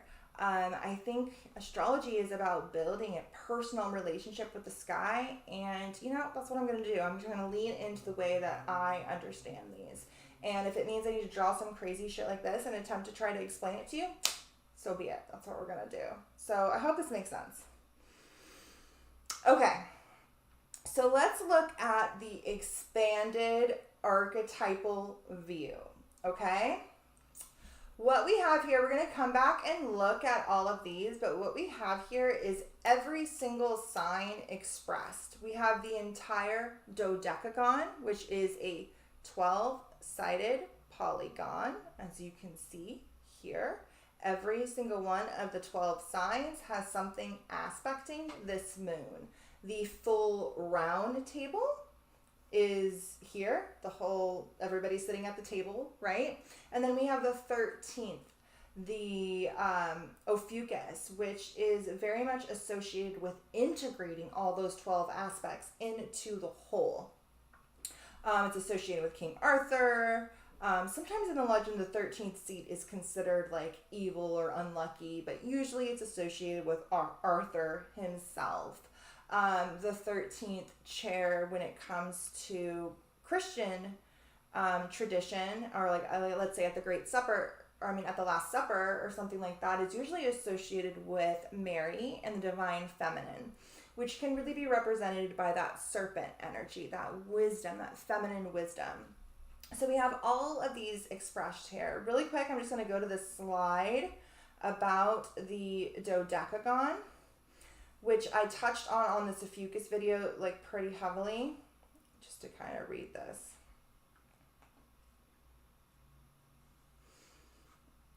So we have the dodecagon, but then we have what's known as a tridecagon with the 13th point kind of like in the middle, unifying this 12. So I kind of look at this as like the round table, all 12 expressions of the zodiac all coming together, and ideally maybe the grail manifesting in the middle, which it does in the legend, or that the grail manifesting at the middle, or like the 12 coming into the 1 through the energy of the 13. So let's just go ahead and read this. 13 is considered to represent the concept of wholeness because it is a prime number. It can only be divided by itself and 1. So it is an expression of the 1. It should not be put into the 12 as a 13th sign because it really represents the whole in and of itself, right? Ophiuchus, this concept of the 13. So 13 is considered to represent the concept of wholeness and is a symbol of unification, i.e. 12, the dodecagon, in addition to one single central point of symbolic concentration of self in the form of human potential, with the observer positioned at the hypothetical center of the cosmos, along with the total number of sides of the polygon totaling 13. So here they do have a 13-sided one. The tridecagon becomes the symbol of total transformation. The concept of unity is the centering force. The center is central to both the self and the cosmos, in which the observer shares its consciousness and has its being. The center is both inside and outside the self and in position for a symbolic transition into the next field, the next dimension, the next universe, whatever's on the other side of the galactic center, right? This 13 is aligned with Ophiuchus, which is integrating that serpent so that it can reach for the crown and ultimately unlock the galactic center, allowing us to enter the next field, the next dimension, the next universe, this next level of consciousness, right? Okay. All right, so we have that whole dodecagon represented here. And we also have this energy of the 13 very much highlighted by not only Ophiuchus, who represents the 13th sign, but by also here at the center, because what we have at the center here is the earth. The earth is at the center, our body, our physical reality, the goddess, the earthly realm is working to integrate all these things. And so again, it brings us back to that deeply, deeply feminine expression that this masculine polarity of fire and air needs in order to even exist. Okay. So I guess we'll just kind of go around and kind of talk about what's here. Like I said, all of these are making aspects to this moon. So let's kind of start with what's working closest with the moon, right? The moon falls here at 23 degrees of Sagittarius, only a couple of degrees away from the galactic center at 27 degrees of Sagittarius. The galactic center is pretty much exactly conjunct Medusa retrograde. And so it's asking us to look at that archetype in a different light. Asclepus, Ophiuchus, has the blood of Medusa running through him. That wounded feminine is what is seeking to be healed. He has both the wound and the beneficial wisdom because he has both sides of her blood present within him. And then this is the asteroid Atlantis, which is going to be a major player in the solstice. The sun will be opposing Atlantis at the moment of the solstice as part of this moon as well. These are all kind of within orb here. Atlantis is over in Capricorn, so it's kind of a little wide orb, but really we're feeling this whole little stellium really reflecting the light back to us through these archetypal expressions, through the center of our galaxy, that vast point of cosmic consciousness, through these peak periods of polarity, of extreme light, and therefore extreme shadow, because like I said before, the longest day casts the biggest shadow, more light, more shadow. And then this concept of redoing and revisiting the Atlantean timeline and the Medusa timeline, which are really kind of interlocked. So like I had said a million times before, I really do believe a lot of these original thoughts originated at Atlantis and then were spread into all these more modern civilizations that sprung up from the survivors of the cataclysm, and that's why everybody has such similar motif, different but similar, is because this stuff originated back there. So they're kind of going back to the source, going back to the original legends connected to the stars, as opposed to the zodiacal systems created much, much, much later. And then Medusa, the concept of that wounded feminine, the wronged feminine, the repressed feminine, and the wisdom and alchemy that she holds, because once that wound is alchemized by severing her head, she is placed among the stars to guide others, and that head saves multiple feminine archetypes, Andromeda, Perseus's mother, and the Pegasus is birthed from it. So alchemy literally occurs, and the Pegasus, a beautiful, divine, mythical being, is birthed from that head. And so we're really revisiting this energy, and the moon is reflecting it back to us, right? Okay, so let's talk about what's trining this moon. So this is all conjunct the moon. And then we have the moon trining Eris at 24 degrees of Aries. Eris is the goddess of chaos and discord, and she demands a seat at the table. If you do not invite her, she will show up and she will cause havoc. She is that angered feminine who wants to be remembered, wants to be invited, wants to not be shunned. Chaos births order. Without her, we have nothing, right? She precedes it. She is primordial in nature. And we're being asked to remember that part of us and then work to integrate it and welcome it.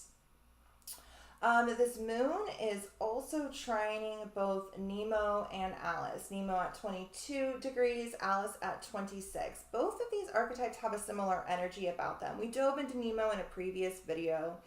He's the like Mad Hatter kind of guy in 20,000 Leagues Under the Sea who has these like magical submarine, like underwater Alexandria almost, just vast libraries of knowledge. But it's a weird sort of Wonderland type madness that you go into in his world. And not everything makes sense. It's very Sphinx-like, very riddle-like, but, deep knowledge is retrieved in that quest on Nemo's ship or submarine. Atlantis is found, lost sacred knowledge that is cannot be obtained in the upper world is accessible in this other world, this more dream-like world, like this Neptune square we're talking about, this more liminal world, this other world. The card I pulled speaks to this as well, and so does this archetype of Alice. She is the one that travels the underworld, the other world, which is her inner world, her deep unconscious world. And this Neptune square to this moon speaks to that very heavily as well. Okay, so all of these are working harmoniously. Eris, chaos is fueling this moon, and let it do so. Take the leap of faith.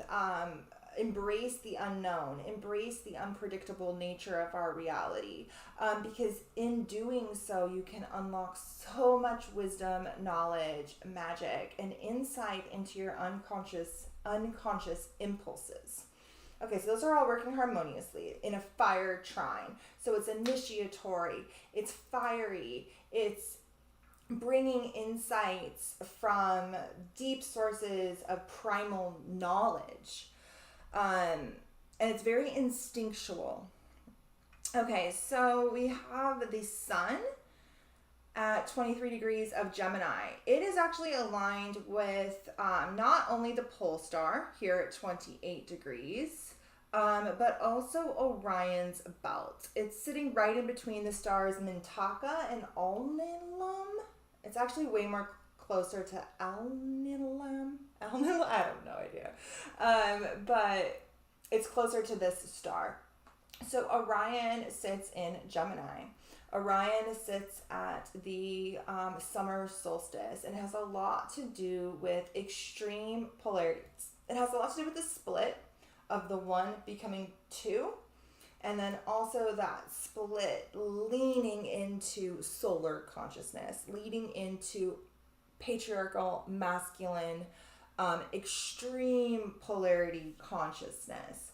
And so it has a lot to do with finding the middle. That's why the pole star is there too. It's like the pole star sits between these pillars of Gemini or Orion, this split, but also the middle pillar, also the balance between.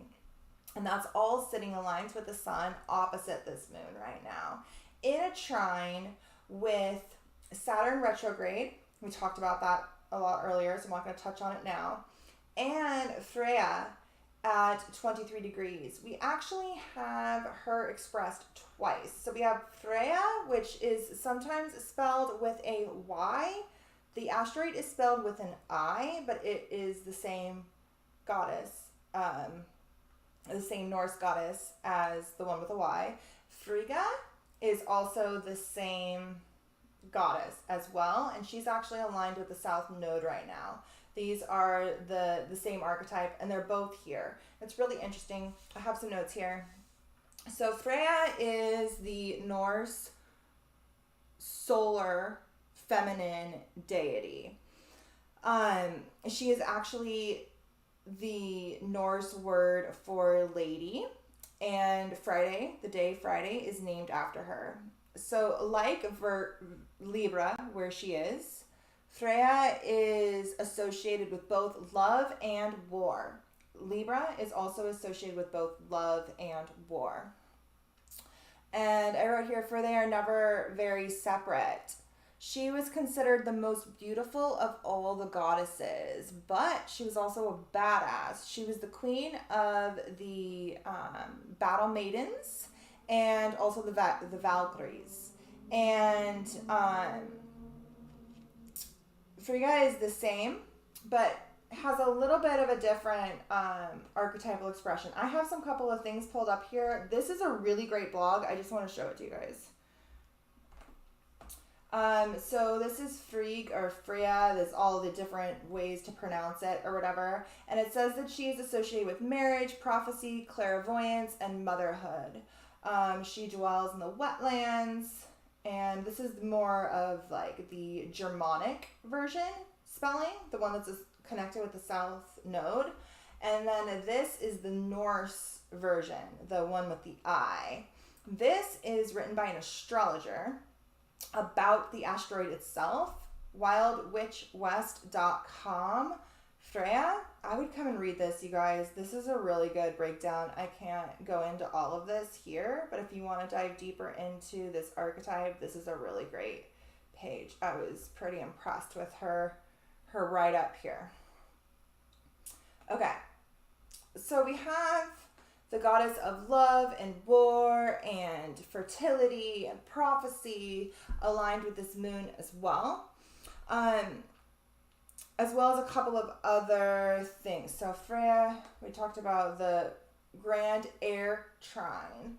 So our mind, our conscious mind, is reassessing structures, boundaries, beliefs, ideals, ideas, because it's in Aquarius.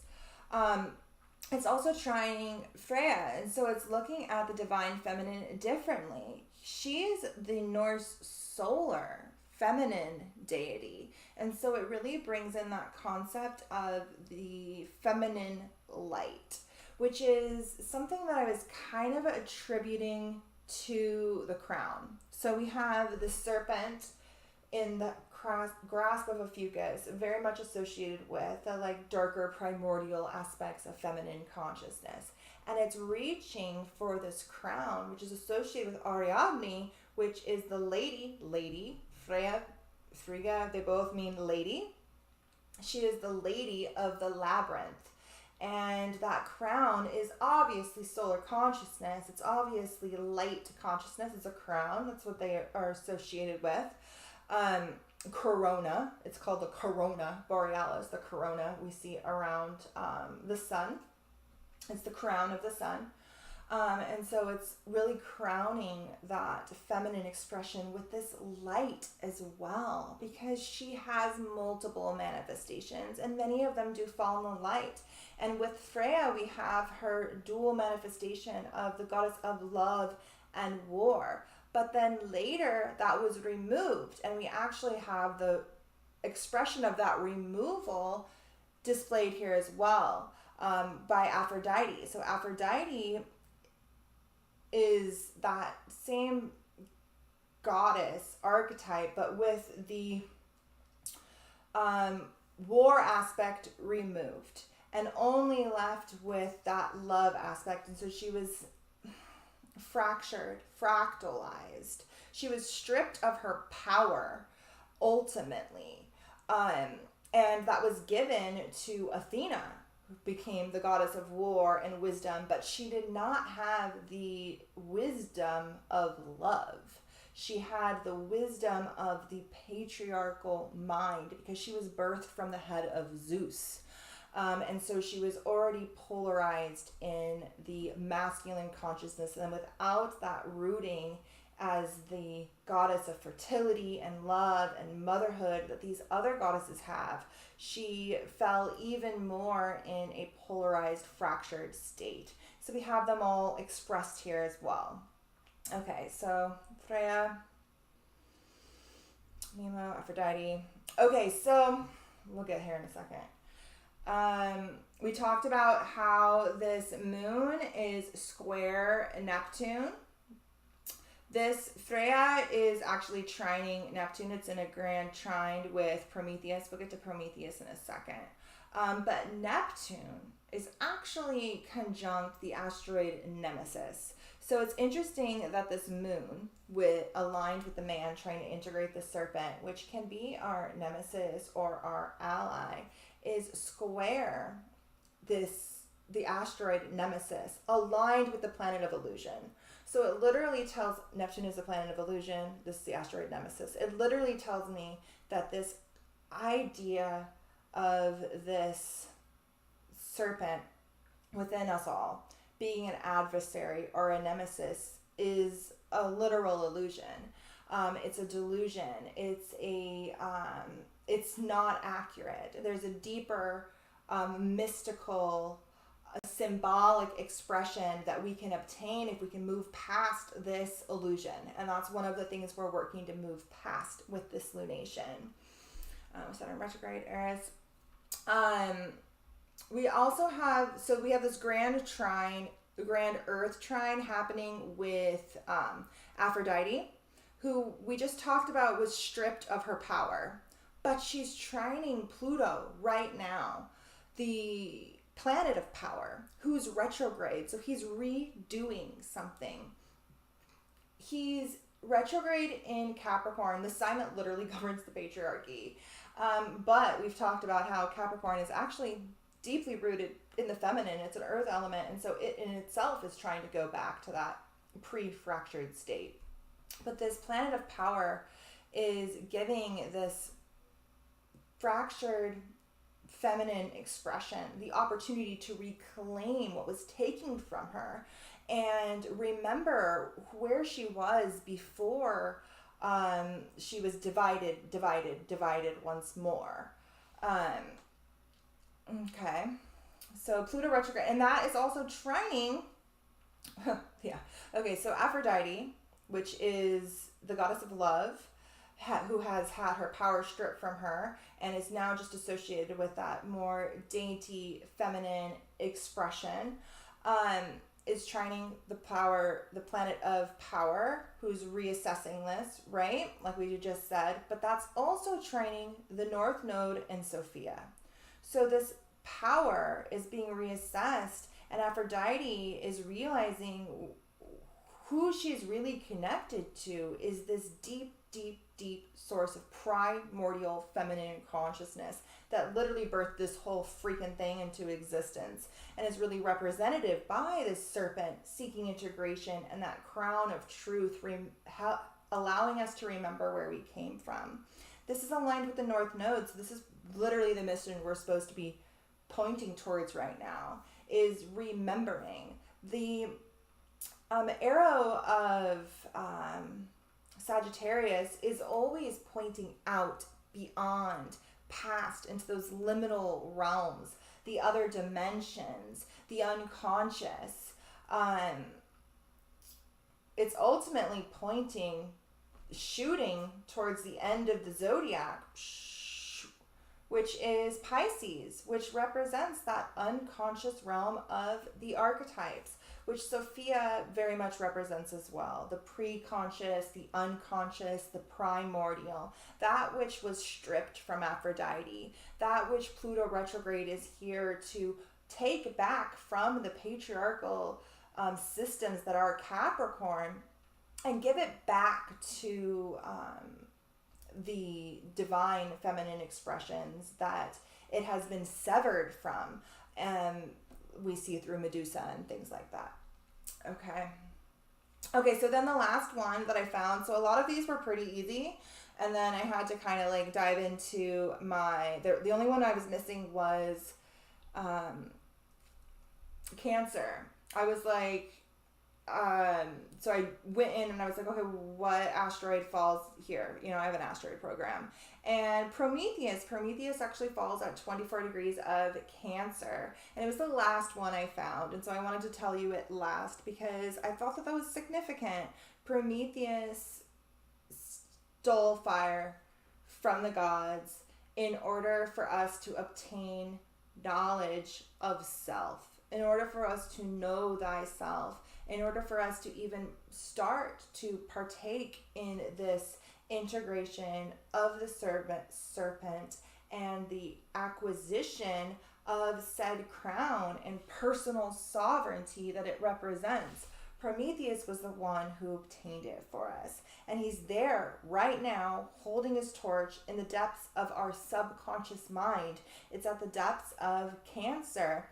It's at the depths of the trauma and early life programming, the mother, and our subconscious impulses, our personal subconscious, as opposed to the collective unconscious that is Pisces, our projected shadow, onto like other people in Scorpio. This is our deep internal process. It also has a lot to do with home and the mother and the womb and all of that, but it has a significant amount to do with trauma, early life programming, intuition, and subconscious impulses. And so, like I said before, the entire dodecagon is highlighted. This is a 12-sided polygon. We have every single sign here expressed. It can't be any more complete. It can't be any more balanced. But in order to actually find the balance, as we can see here, it's not balanced. You know, this is not a balanced chart. In order to actually find the balance, we have to integrate all of these archetypes and really look at them from new angles, especially anything making contact with a retrograde planet. We're being asked to reassess, reconfigure, evaluate the archetypal lens with which we view these expressions. Okay, hold on, let me just see if I covered everything on my messy ass paper of notes, and then I'll read these.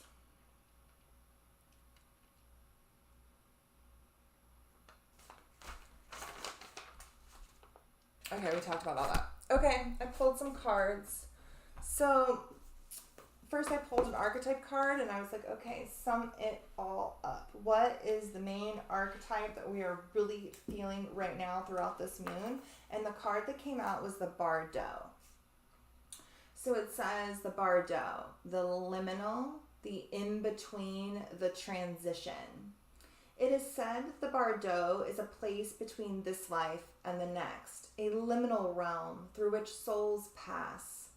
Envisioning, like, I think of that, through which souls pass, as that galactic center gate of the gods that we're really desperately trying to open and break free from this system by activating that axis mundi within that polar pillar, that aligned, balanced, harmonious consciousness aligned with the pole star, with the galactic center, that world tree, unlocking that gate of the gods and allowing us to access whatever the consciousness is that emits from the center of our galaxy as perhaps the dominant form of cosmic consciousness we experience, perhaps moving beyond that of our sun and the solar system and beyond into something that's in another realm entirely, on the other side of that time-space continuum, right?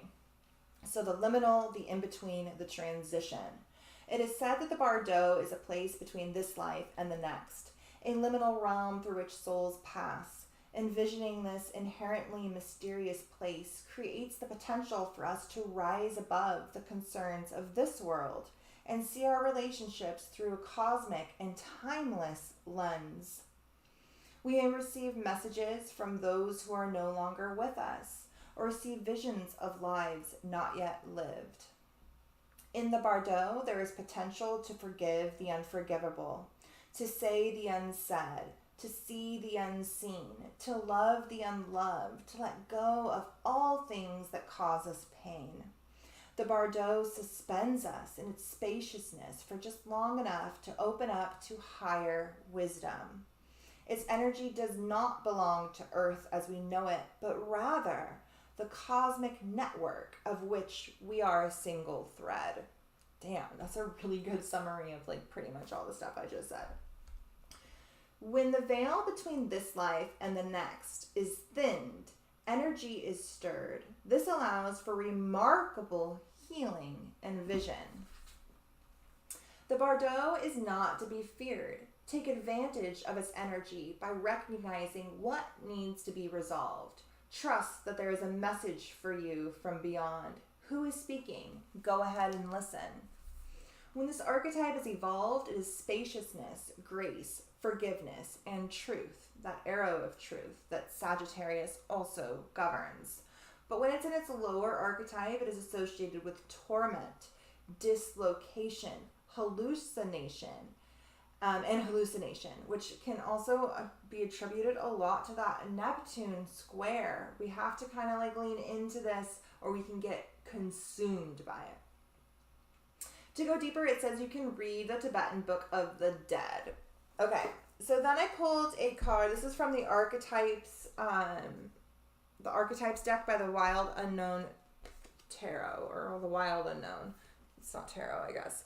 That's like my favorite deck. You guys have probably seen it before.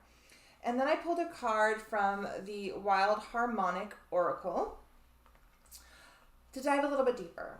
And I specifically asked, okay, how can we lean into this archetypal expression of the Bardo to its highest potential? And the card that came out was Celestial of Spirit, Leap of Faith. Sagittarius literally governs this concept of this like leap of faith, this optimistic, gung-ho leap into this other world. Shooting that arrow to what sits beyond without even really knowing its destination. And so immediately when I saw this card, I was like, yeah, that seems aligned. So the Celestial of Spirit. As the celestial realms embody into the creative spirit, they nurture a courage to heed the call of the beyond. Meditation. Trusting life and my inner sense of things to deliver me beyond my limited understanding of how things are or even what is possible. This card indicates a responding to a call that comes from beyond that I have come to understand as my sense of knowing. It is a call from the other side of what appears to be a void. Out past my own resources that I would otherwise depend upon to make my way, I find sometimes all that is left for me is to let go completely. To take the empty-handed leap into whatever appears to be a field of total uncertainty. Inquiry. What is it I trust that is beyond my sense of knowing? Might be a good question to ask yourself during this lunation. Okay, so did I talk about the solstice? I'm not sure I did. Okay, the solstice is on the 21st. Do I have the exact time written down somewhere? You guys can look it up for your location. I don't have it. I can look it up because it's whatever the time. I don't know. It's on the 21st. You guys can look it up.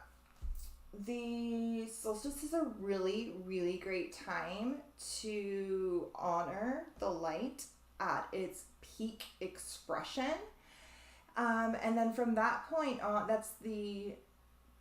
people will say it's the start of summer. It's not. It's not the start of summer, you guys. It's mid-summer. The summer solstice is Eddie's birthday. Is the 21st. He's born on the summer solstice. The summer solstice is, oh my gosh, you guys, I look crazy. The summer solstice is not the first day of summer. It's not. It is called midsummer. You know, the Shakespeare play, Midsummer Night's Dream? They're talking about the solstice. It's the solstice, the summer actually starts on Beltane, which is my dad's birthday, and it reaches its peak at the summer solstice. I know it seems like it gets hotter after that. I guess blame climate change or whatever. So the light reaches its peak. We have our longest day in the northern hemisphere, our longest night in the southern hemisphere on that day. So we have the most amount of sunlight. What's interesting is that the sun is actually at its farthest point from Earth at that time. But because of the way the poles tilt, we experience, in the northern hemisphere, we experience our longest day.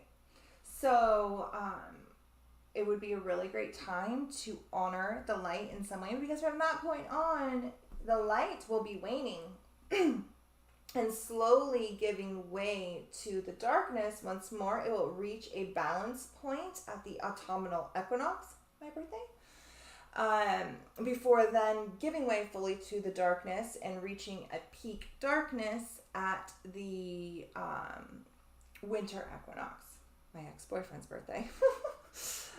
Literally everybody I know is born on one of those days. I also started my Patreon or my website. I launched my website and my readings on the Great Conjunction that fell on the winter solstice. But anyway, it'd be a really great time to honor the light, do some sort of ritual, and also simultaneously to integrate some aspect of the shadow as well. Because, we've talked about this in other videos, darkness and shadow are not the same thing. Darkness is primordial and it sits independent, honestly, of the light, right? I could turn off the light right now and it would be dark. Eventually all the stars in our universe are going to burn out. Some of them will turn into black holes. They'll live for a little while, but eventually even those will burn out, and then it will just be vast blackness in space, because the universe only has so much matter.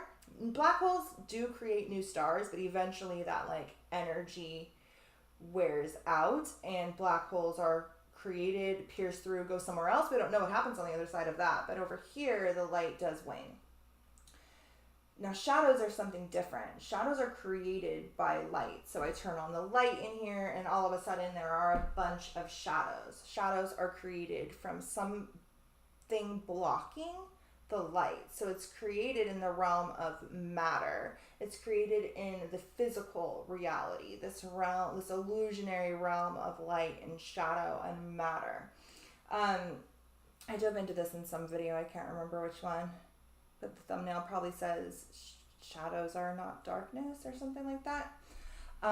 So shadows are caused by something standing in the way of light or consciousness. And so using this solstice point as a time to maybe lean into what some of those things may be and work through those would be ideal, especially since we have a lot of Chiron energy, healing energy, alchemical energy prevalent in the sky right now. It's so blurry, I can't even. Whatever. Okay, so that would be good. I use a pillar candle that I make and I use throughout the year. I made one this time last year, and it still has some left, so I'm gonna burn the rest of that, and then we'll be moving into another one. Is there anything else I want to say? I don't think so. I'll have a post around that time. I want to lean into the Atlantean energy because it is going to be opposing Atlantis, and so the light and the shadow are kind of funneling through that archetypal expression. So we'll probably really see that a lot on a collective world stage.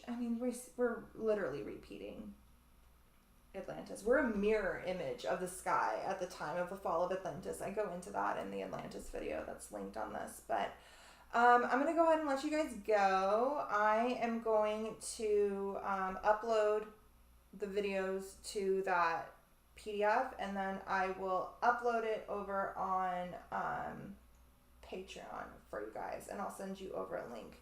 This is so annoying. All right, have a good one, guys. It's a super moon. Go out and look at it. Just go out and look at it. Not that you'll be able to get a picture or anything, but just go out and like stargaze and look at the sky. It's not going to get dark till late though, because it's the summertime and we have the most light. So seriously, I put my kids to bed and it was like literally just got dark. I was like, sorry guys, you gotta go to bed. I got a video.